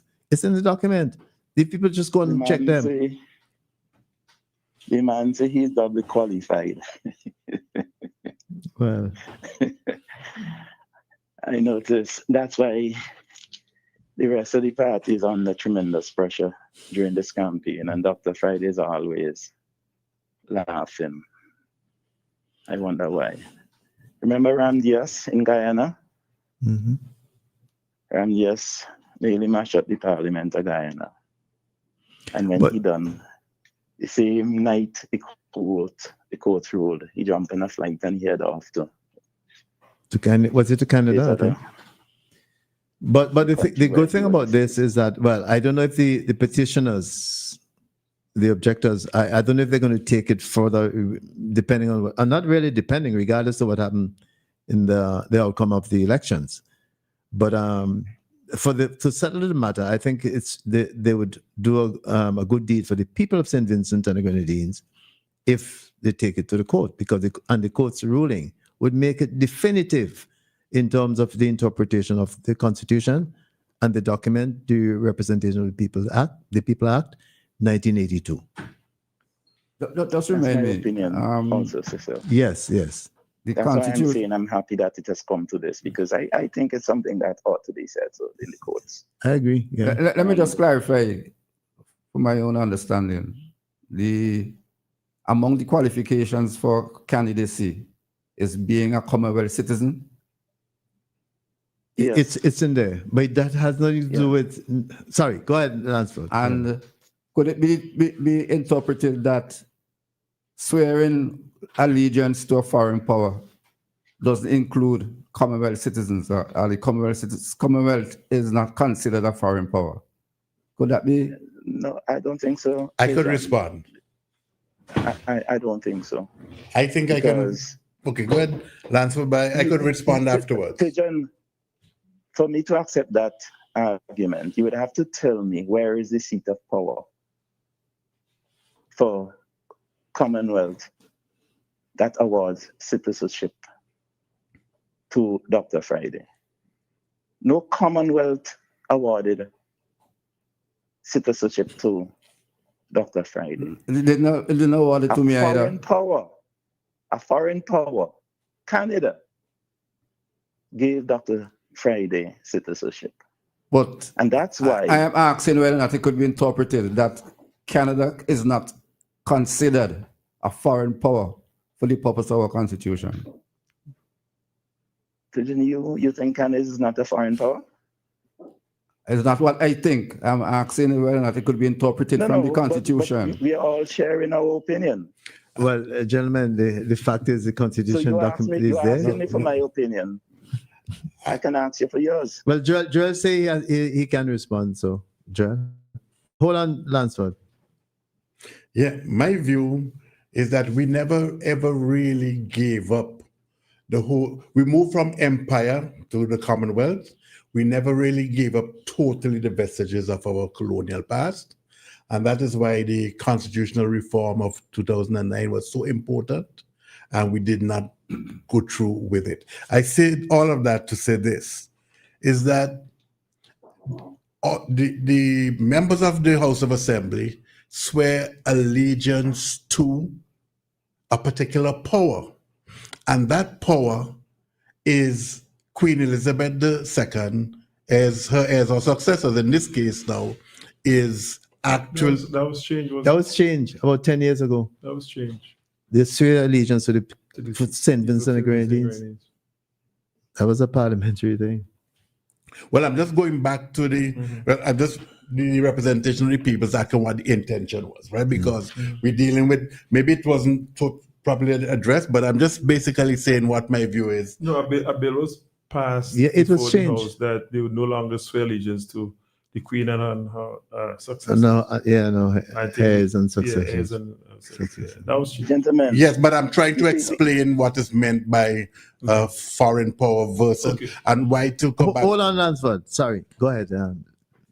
So I'm just making a distinction between the foreign power and us and state. And I'm by and large saying the foreign power as the head of state is the King of England, right? Still today. And St. Vincent has the same, and Canada has the same head of state. So in that context, Canada, you can't say that Canada is a foreign power. The power is the head of state. I'm just speaking what I think. However, it is added on here, there's our state. So there's a distinction to be made between whether or not Canada is not a foreign power, but Canada is a foreign state. And that may still bring the jeopardy for Dr. Friday into play.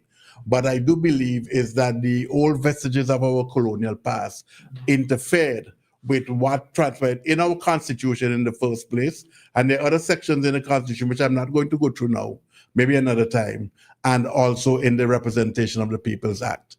So I believe, and in consultation with others, that it is not clear one way or the other how this thing will play out, because but at the same time, the other points that are made, and I take your point, Fitz, that really and truly, that if you want to lead the country, then you know that your loyalty and obligation and allegiance it should not be split. But gentlemen, there's precedent to what we're doing, for what we're saying. What happened in St. Kitts Nevis? No, St. Kitts is different. Tell me how. Lansford, you're still there, right? Lansford? Yes. All right. Yes, Okay. because St. Kitts does not speak anything at all in relation to Commonwealth citizenship and the role. So there you have to be a citizen of St. Kitts. It doesn't cover St. Kitts Nevis, yeah. Yeah, St. Kitts Nevis. It doesn't cover that. But St. Vincent and the Grenadines from 1979 and so on, it speaks several times over in different parts about the role and importance of the whole term Commonwealth citizen. Yeah, anyway, I disagree with all of that, but I don't want to prolong it on the discussion. This final point Go ahead. We must remember that this constitution was not made by us, by St. Vincent and the Grenadines. As a matter of fact, when that constitution was being written, there was no country that named St. Vincent and the Grenadines. So the constitution could not have said that you must be a citizen of St. Vincent and the Grenadines. I don't understand it though. St. Vincent. But that's okay. That's okay. Just like British Guyana. But that created St. Vincent. But that's okay. But the same thing, you can change the name, and it's be the same state. It's just like British Guyana and Guyana. No, Joel. Well, St. Vincent became a state in 1979 after that constitution was already passed in England. That constitution passed in England, and then subsequently to that, St. Vincent became a state. There was no state of St. Vincent and the Grenadines before that. I won't go into what happened in 1969. I want to discuss 69 versus 79. But I thought you were making a point of the distinction between St. Vincent and the Grenadines in terms of the name of the state. That's what I thought that you were making. Well, when I say St. Vincent just now, I meant St. Vincent and the Grenadines. But 1969, that's when we got statehood. But anyhow, Yeah, that's a let's We'll leave it there. that's an argument for the court, gentlemen. The court would Yes. would decide. But But I like believe you, that issue with the Commonwealth citizen yes, was put in there because at that time the intentions were still, I don't remember how they used to put it in the passport, but we were British we were subject. I think it's British subject. We were British subject. yeah, British. Yeah, but we all went through the same thing in the OECS, but some included and some did not. Guys, gentlemen, let's leave it to the court. Yes. Yes. I'm happy for it to go to the courts. Yes. All right. I hope those who put in the petition, who wrote to the returning officer, I hope they follow through All right. to the end. All right, Lancelot, Thank you, that was a long one this morning. Thank you very much for your contribution to the program. good. All right, good. It's interesting.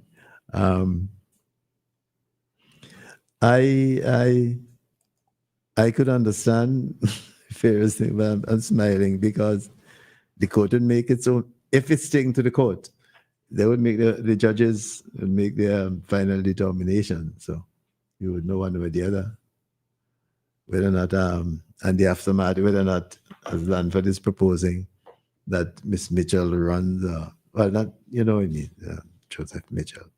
Mitchell Joseph, sorry. Good afternoon. Welcome to the program. Yeah, good afternoon, gentlemen. Good afternoon to you. My problem with this thing is, Sorry, your problem with, sorry, you could repeat that? Your problem with? Dr. Friday and the citizenship and to passport and thing. It's on the election time you hear about this thing coming up. That's not true. That's not really true. There was a time when, hold on, let me make this point. There was a time when Frank De Silva had it as a song, and he used election or no election. He used to be. I know, but listen, but no. But you're saying every election. You said every election time they used to come up. I'm correcting you. I'm saying there was a time when Frank De Silva, when he was on radio, made it it's like a chorus to him. So let's recognize that. Yeah, I understand. But time enough we kill it. Well, that's in your opinion. All right, that's your opinion. Go ahead. But isn't that what the court is going to do? That's the intention. Oh, Yes, that's exactly. He's right. He's with us. He's I think he's right. Let time enough to kill it. Let's kill it. Let the court decide. Kill The whole Let the whole court decide. That's why I interpret. No, he's saying the issue comes up around election time. No, but he's saying it's time enough to kill it, and that is why the Kill court- what? Kill the issue. The issue, yeah. Yeah. So that's all right. It will we have a call. will We have a be call. waiting. We have calls. We have calls Kill lined up, guys. Gentlemen, let's go to the calls. Good afternoon. Welcome to the program. Yeah, good afternoon. Just have a 2 points here. One is with privatizing the hospital. I remember back in the before 2005, I was planning to buy shares in the hospital. But apparently when they bought in the music meeting, it didn't look too good. So people didn't want to pay to get the user fee. Then if you buy shares, so privatizing the hospital is not an MVP thing. Oh, she's gone. Maybe don't know why. Sorry, we just. You may wish to call again. She just, maybe I don't know, her phone perhaps. You know. All right. In the meantime, we're still here and we are accepting.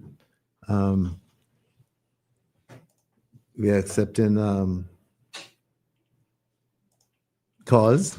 457-9997 is the number to call us on WhatsApp or straight. And you may wish to raise any point that we're raising now, whether it's to do with the privatization issue or to do with the elections issue. Good afternoon. Welcome to the program. Yeah, my cousin. Could you speak? We're having a problem hearing clearly what you say. Hello? Yes, I can no longer. Guys, can you hear? No. I can't. Yes, I can't. We can't hear clearly what you're saying. You may wish to shift your position or your location in where you're calling from and call us back. Oh, Okay? you hear me now? That's slightly improved. Yeah, a little bit. But go ahead. Okay, my next thing is when the government, we didn't know who we wanted to form with. All we thought was communism while we were in opposition. I'm sorry. You'd have to call again. We're not hearing you well. Sorry. Call again.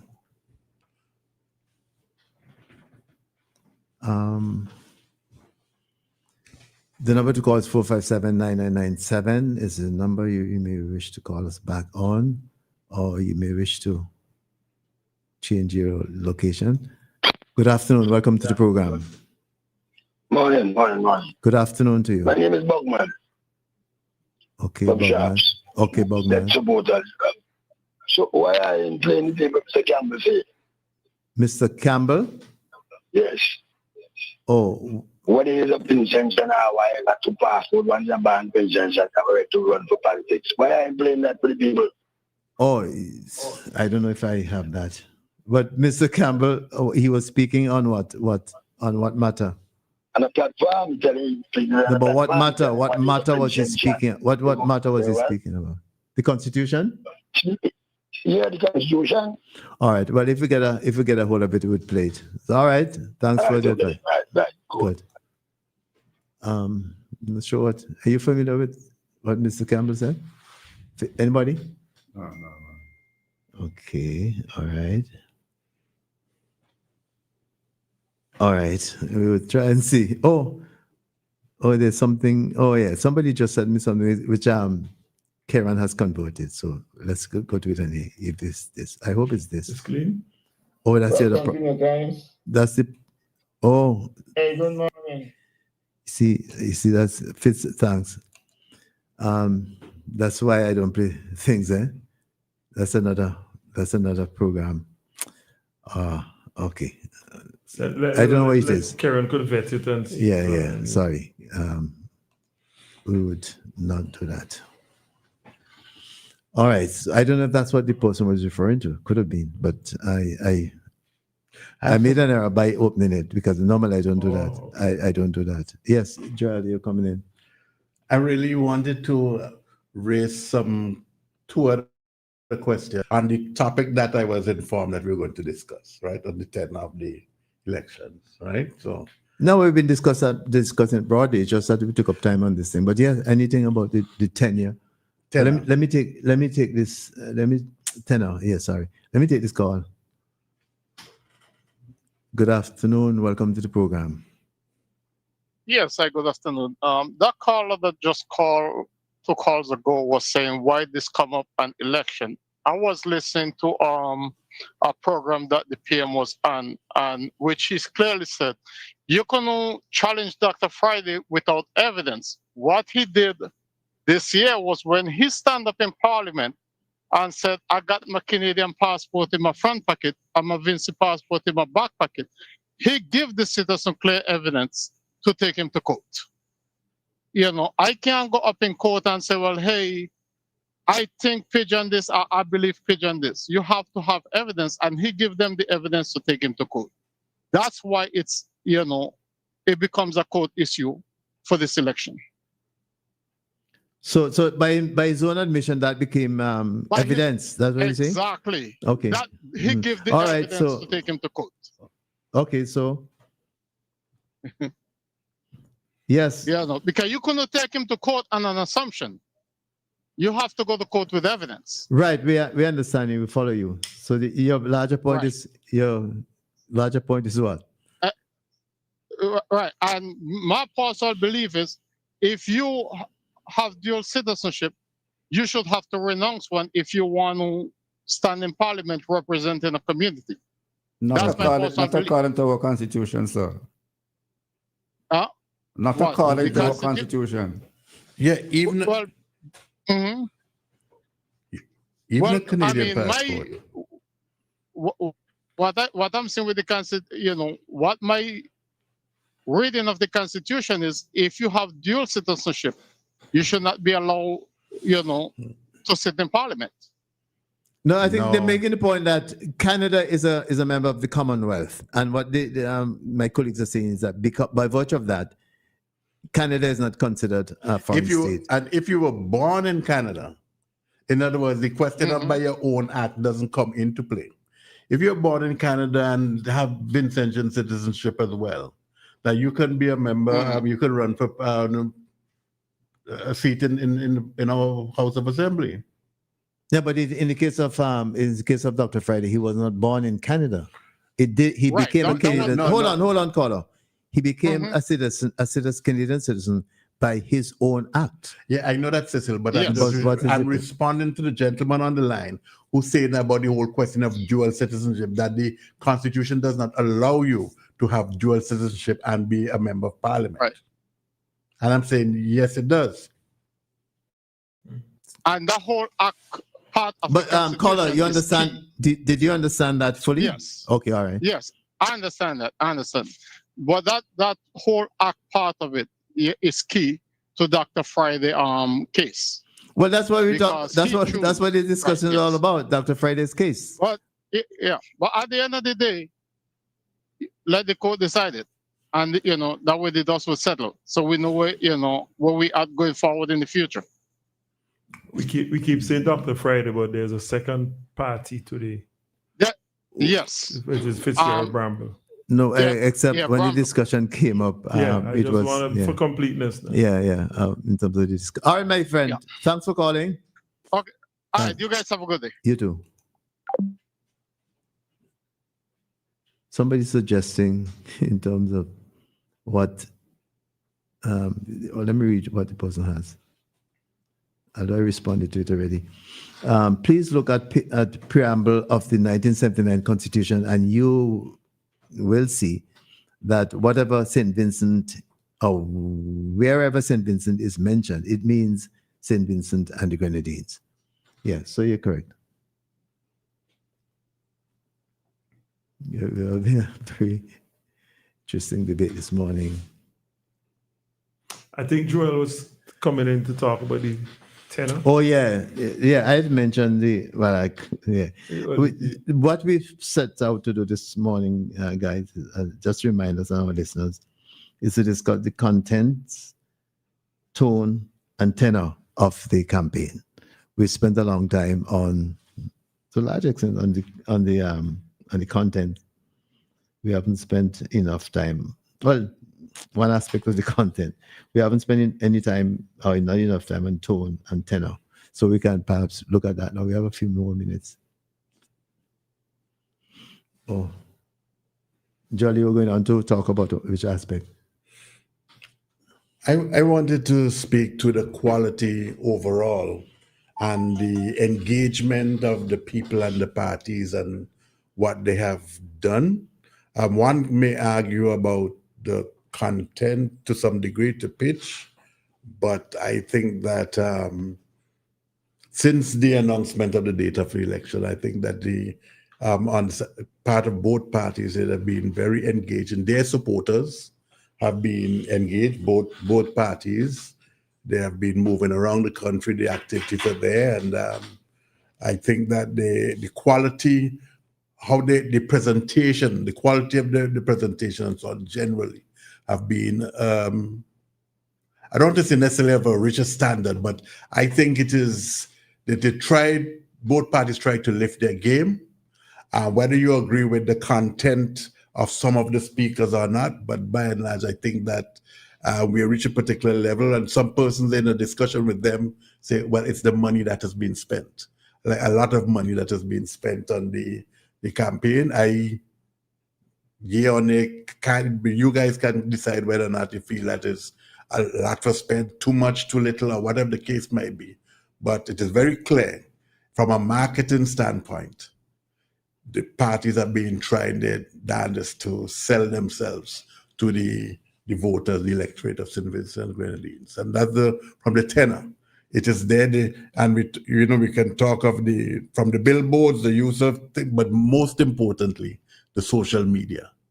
I think it is anyone with a device, you get several tens, if not hundreds, of messages from the political parties as to why they should be supported come the elections on the 27th, and why you should oppose the other party. And so I think that there's the marketing effort, the marketing intensity has been significantly greater on this occasion than previous years.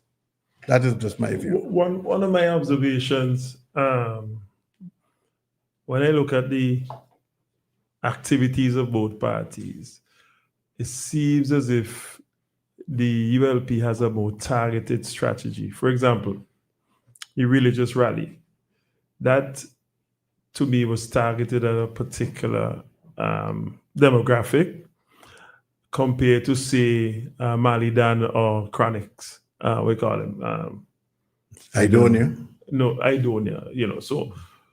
So you for example, okay, so the NDP would have had Idonia, and they would have had Malidan. Okay, so those two events targeted mainly the young people. It's clear that the young people go and listen to that. You wouldn't find a lady who wants to go out and listen to a religious meeting, go to Malidan. How about a man? You understand? How about a man? Well, yeah, man. I'm just kidding.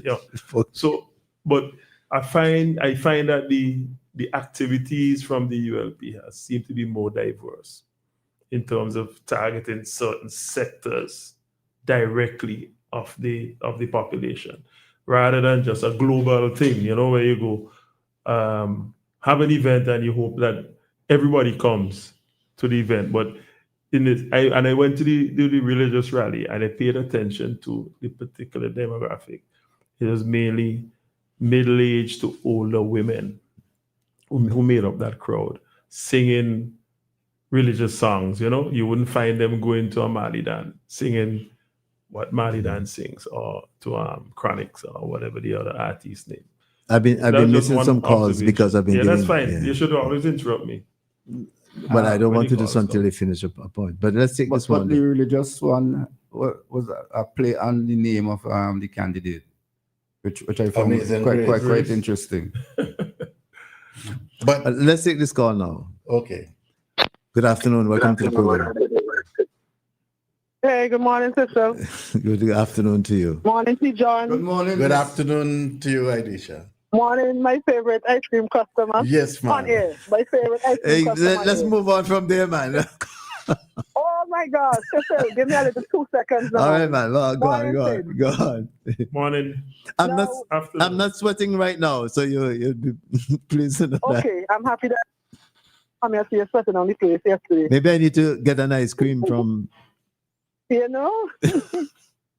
Listen, I've been listening this morning, and my thing is, why did we actually, and I know we pushing the agenda or the idea that it was citizens who brought this forward. And Cecil, we are all big men and women, and we know this is the candidates and the parties who push this. It's not just concerned citizens who decide to object to Fitz Bramble or to Mr. Friday, Dr. Friday. You understand? It's the party's agenda to disenfranchise these persons based on the Constitution, as they said, right?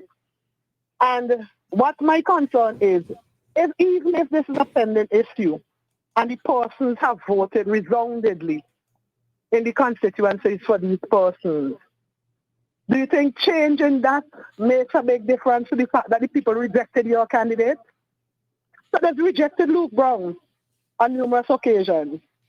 And basically you want to try to bring this forward now at this time after Fitz have been sitting in office for the last 5 years to give Luke a showing? Come on. This is like fighting boxing and box somebody in the testicles. Yeah, but you're talking about, you're giving your opinion, right? But yeah, I am. Yeah, I'm right. giving my opinion. Yeah, I recognize that. But for me, I've been doing so far for the morning issue. Yeah, but for me, as you heard me express strenuously, a while ago. I believe in the principles of the Constitution. It's the highest law in the land, and everybody, whether somebody who stole something, a peanut from a shop or something, everybody should follow the Constitution. And that is one of the reasons that I personally. In the case of Friday, this What? has been happening for the last 3 elections, but it wasn't an issue. He wasn't breaking the law. But Aidisha, why don't we? I mean, listen to what people are saying. He didn't. I am listening to you, Cecil. No. I don't mean me. Yes, I don't mean me right understand. now. But even as you said, I could tell you that to take a matter to court, you have to have evidence. And until in this storm here, the evidence wasn't given in terms of Friday's case, and in terms of Bramble's case. Are you telling me there was no way of us verifying it as a government of a country? Well, there's no way we could have verified that Dr. Friday is a Canadian citizen. Is the evidence shouldn't each candidate just voluntarily declare? It is a requirement. Yes, but did he ever declare it? Did he ever declare it? No, it's not the same thing. It's not the same thing. Declaring asset is not a constitutional requirement. It is not. Please. Look, Aidisha, declaring asset is not a constitutional requirement. If you can point to me where in the Constitution. I'm talking about what Fitz brought, right? They should declare it. I'm saying if you want to verify it, you could have done so. And if you're saying they should declare it, I'm saying there's many things that they should declare.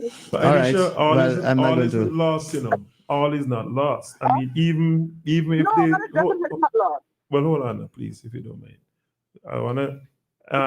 So even after the count is done, and if the candidates won overwhelmingly, the court rules that there's a by-election, they could still give up their citizenship and run in the by-election. Exactly. That's true. That's exactly. So all isn't lost. But but that's not going to be way for the court. So basically, that'll be the real test of.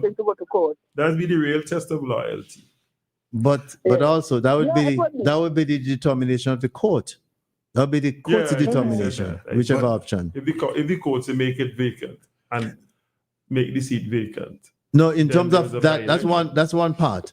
The next part, when it goes, the judge would then advise what would be the follow-up. That is in the Constitution as well. Okay.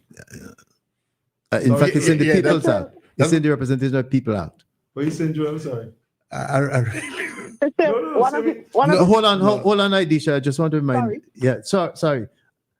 But you're making a point in relation to the same thing, right? No. I wanted to move on to another point unless somebody has. Well, just hold on. Let Joel clarify a matter here. Just hold on.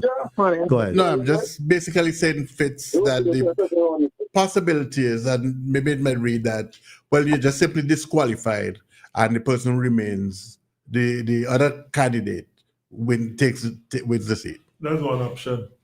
But the court will rule whether the seat is vacant or the option is to make the second person with the highest vote the winner. I don't know how the court will rule. Well, in the first place, you rule on the particular petition, the objection, and if they can to address that, the court will then rule whether it's the next person coming in line with the vote would take over or they have a by-election. That's all. I mean, that's in the representation. I was saying, if the court makes that ruling that there'll be a by-election, right? These candidates could now have a chance, exhibit their real loyalty, and they now have a chance to renounce their citizenship and then run in the by-election. Yeah. Sorry, Aidisha. Sorry. I'm wondering about the term Fitz just used about the real loyalty. So all of I know this is a situation with us in Parliament, right? But all our Vincentians who have migrated to other countries around the world, who have for their professional reasons, for family reasons, are working just in search of a better life. You are saying they're not loyal to St. Vincent because they've decided to become citizens of other countries? No, that's what you said. No, I didn't say that. You said no, it's their chance to prove their real loyalty. Aidisha, I said... So to don't say citizenship of another country means that you're showing your real loyalty to St. Vincent? We're specifically talking about the situation before us, the Dr. Friday and Fitz. But I'm not extending it to anybody else. I'm specifically talking about these two. So don't take me there, please, because that's not where you want to go. I never mentioned anything about anybody else's loyalty. Let me retract my statement then. You don't have to retract, but just don't. I'll retract my statement a little bit and ask you another question, please. Mm. So the only reason to show you're 100% loyal to your St. Vincent and the Grenadines is to have one citizenship. I didn't say that either. No. We're talking about running an election, representing the good in the But Fitz, can I? And more than that, we're talking about being obedient to the Constitution. That's as simple as that. Why do we have to bring in all these things? The Constitution states very clearly in Section 25, it says qualification for representatives and senators. And in Section 26, which takes precedent over 25, it says qualifications for representatives and senators, and it goes in. I read them already. I don't have to read them again. If you wish, I can read them again.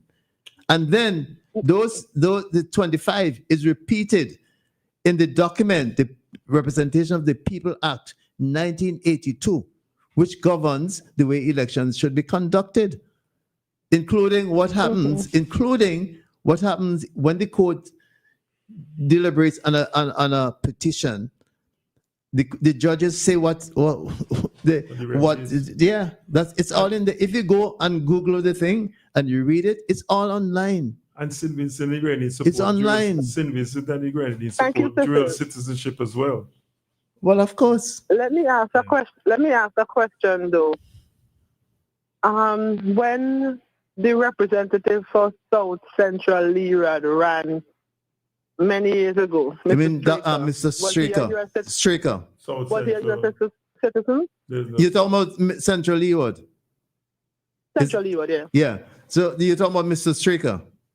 Well, in fact, if you go to the editorial for the Socialite newspaper for this week, Friday, the editorial deals with that, and it's in fact, it's right there. It's right there, and they tell you what happened in that. Mr. Strick had given up his citizenship for the years, even before Kebacus Batiste took the matter on behalf of Exeter. Yeah. She took it to the court, and he had given it before that. But if you want to go there, though, when Jomo Thomas ran in 2015, we have information that, and he said it, that he had started the process of renouncing his citizenship, but he didn't. So when he ran, he was actually a citizen of the United States. He didn't complete the process. He didn't complete the process. So there are people who will slip through the cracks, but it doesn't mean that when they're caught, that the Constitution. Are you laughing?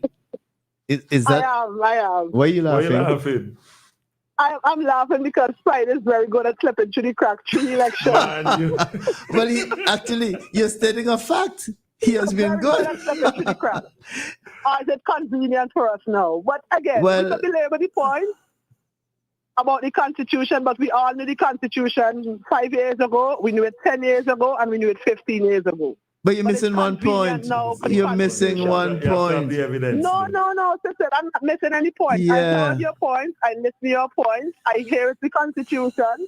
And I'm saying that the Constitution 5 years ago, 10 years ago, and 15 years ago. But the evidence wasn't available. No, but Aidisha, just to remind you, 5 years ago and perhaps before, and maybe after, Frank De Silva was on radio constantly raising the matter.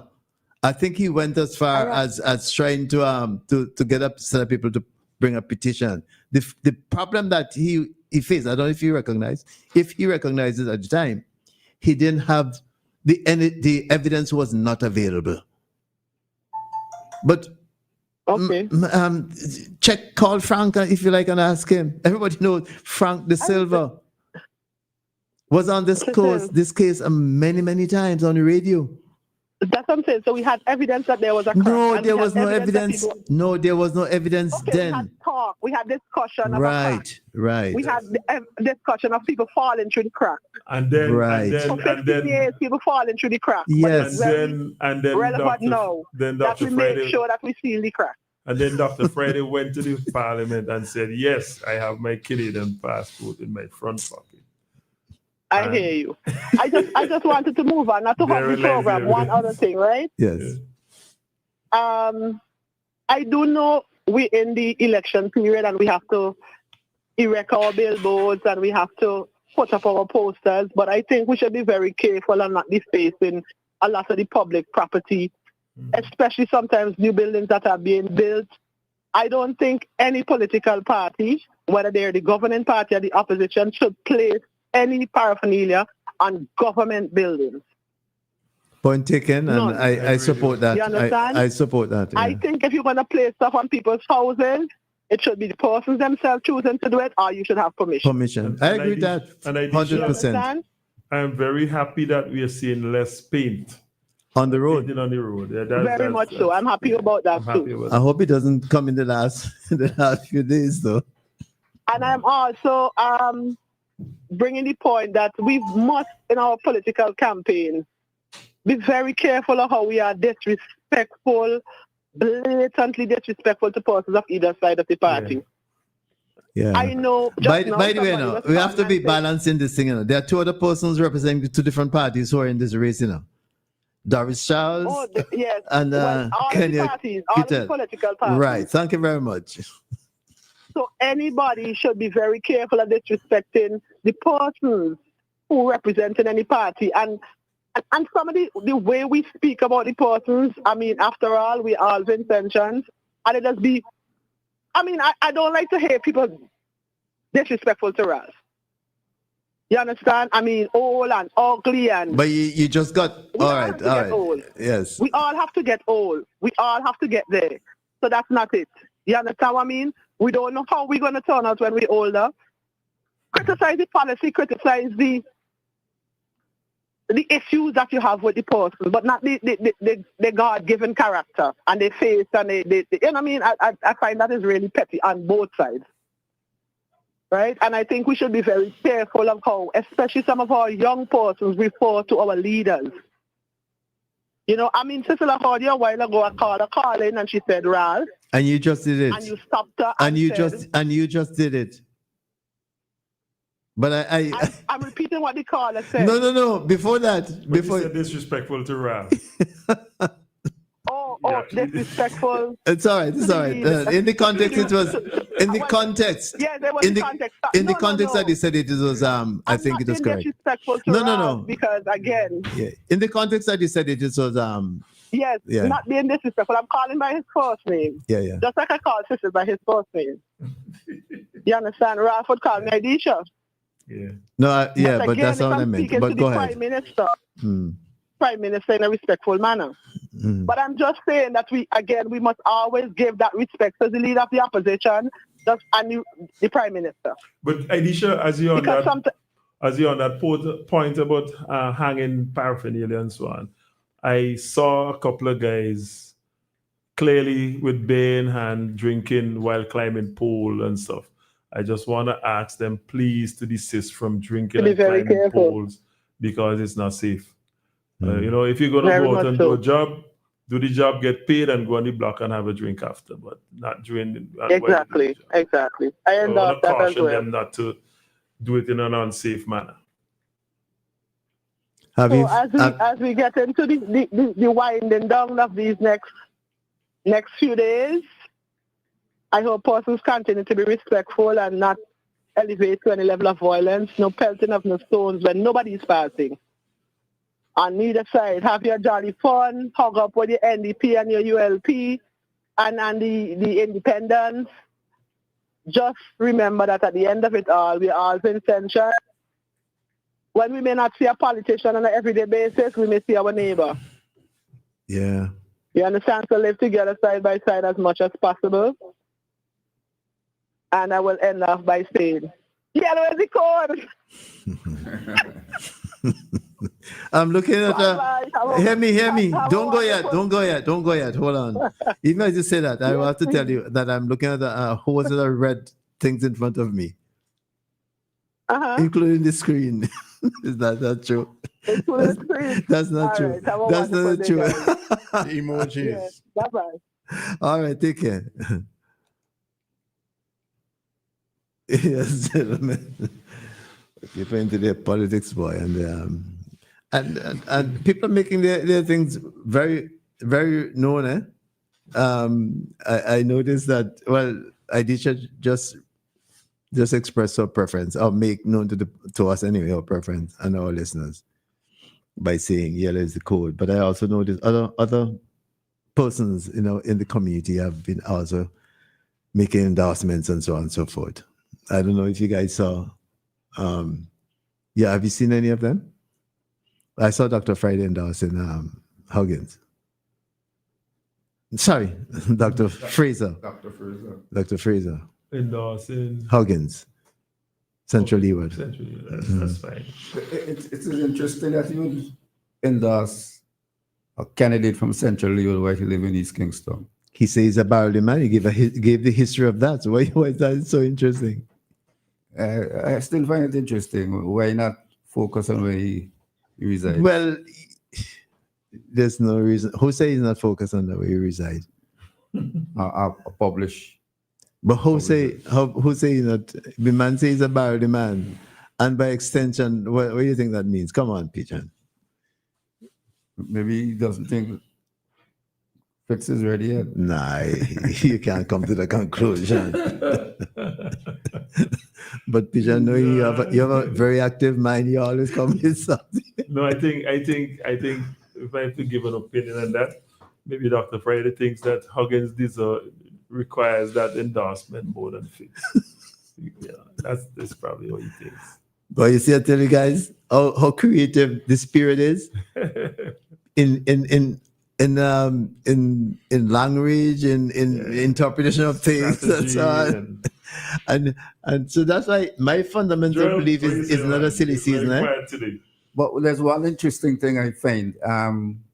I saw a clipping with past MP Mike Brown. Mm-hmm. Oh yes, claiming that he will not be voting this election. Any other party, yeah, right. And I find that to be quite interesting. Yeah, myself. What's your view? What's your take on that? What's interesting? And what impact it will have? I don't know if it will have any impact because people's minds are already made up. I believe so. Given the Mike Brown and his stature in the past, I just find it interesting that he would not even consider voting for his own party that he ran for and represented. Right. And one other point, and this is something that we have never discussed, he made reference to the source of financing, what will be questionable, the source of financing for parties. Mm-hmm. I find that is a discussion we've never had in a public way as to how parties are financed. I find it interesting. I mean, how the elections are financed. I find it interesting that he made a point about, is it drugs? And I've never heard that. Drugs? Yes, in his statement. Oh, is it a statement that he made? Yeah, there's a video clip out. Oh, okay. He was addressing, seem as if Teacher Solidarity March. Oh, okay. And that kind of, I didn't particularly understand why he was specific about that the drugs part. Mm-hmm. I don't know if he has evidence of it. If Maybe he's suggesting that it could be. I don't know, but it raises some sort of curiosity in me that we need to probably drill in further and find out what he knows. Mike Brown is a role model to many educators, including me. Mm-hmm. And when they make statement, a post like him make a statement, we pay attention. Especially, as you said, coming from the background of being a parliamentarian, a minister in the present government. So, all right, gentlemen, it's about time for us to vacate the space. Any quick final comments from any of us? Anybody? I think No? we have one more Sunday before the election. Next week. And we should probably continue to look at the campaign and probably look at more details. I think we spent too much time on one particular topic. Not that This there was a time, problem in this it, week, yeah. but there are other. One of my point of interest is the use of social media. How have we done in relation to that? It would be interesting to do some focus on that. You mean we mean in the country? The country. Yeah. I just want to leave by and say that let us try and keep the campaign as safe as possible, violent free, and also to encourage persons to come out later. And Connery, where we're launching. That's a particular thing. Where the ULP will be launching its manifesto. We haven't even spoken about manifestos because that's where policies and promises are placed, right? So we could have a it's one of the things I meant in talking about to hold the parties too, you know. But it's one of the things that at least one party is actually launching a manifesto. That, you know, well, maybe we can come head on that discussion next week, Pigeon, because when I mentioned the contents, that's really one of the things I had in mind. And as the person who sent us the first WhatsApp, education, health, what are the parties saying in their manifestos about these things? Because that's what we need to be looking at. Because in 5 years, you know, we would probably not remember all the promises. But we could hold a manifesto up to scrutiny and say, let's tick that box. Let's tick that box. All right. So we have exhausted our time this morning, gentlemen.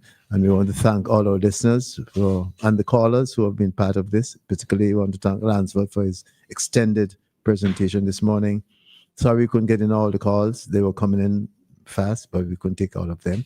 And we want to thank the Star FM for being part of our broadcast this morning and Garifuna Radio. My name is Cecil Ryan. On behalf of my colleagues here, good afternoon. Have a good day.